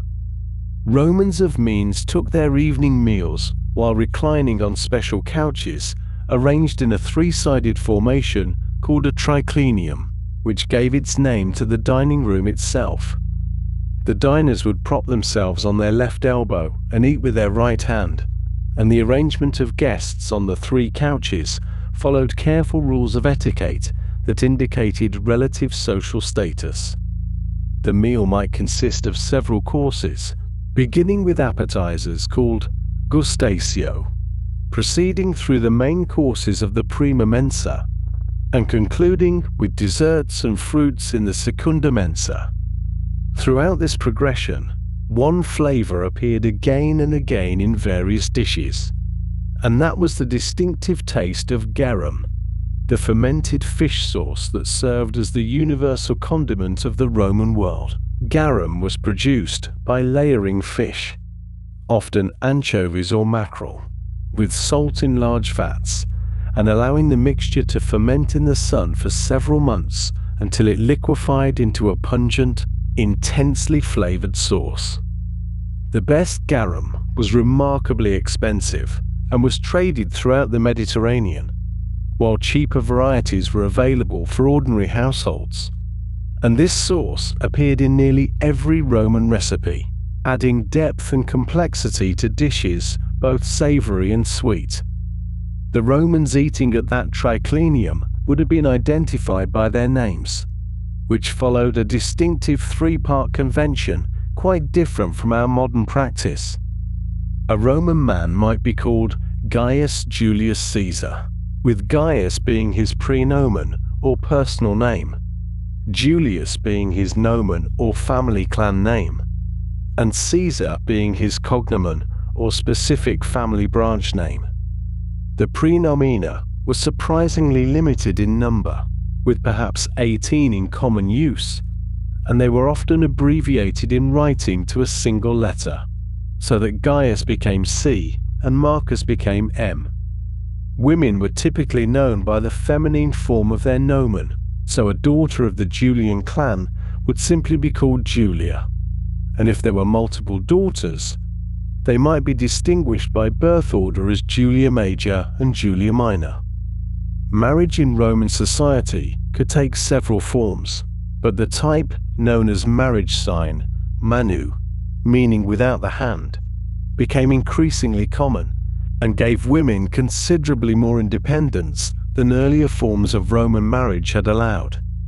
Under this arrangement, a woman remained under the legal authority of her father rather than passing into the control of her husband, and she retained rights to her own property and inheritance that she might otherwise have lost. Divorce, for both men and women, could be achieved with remarkable simplicity,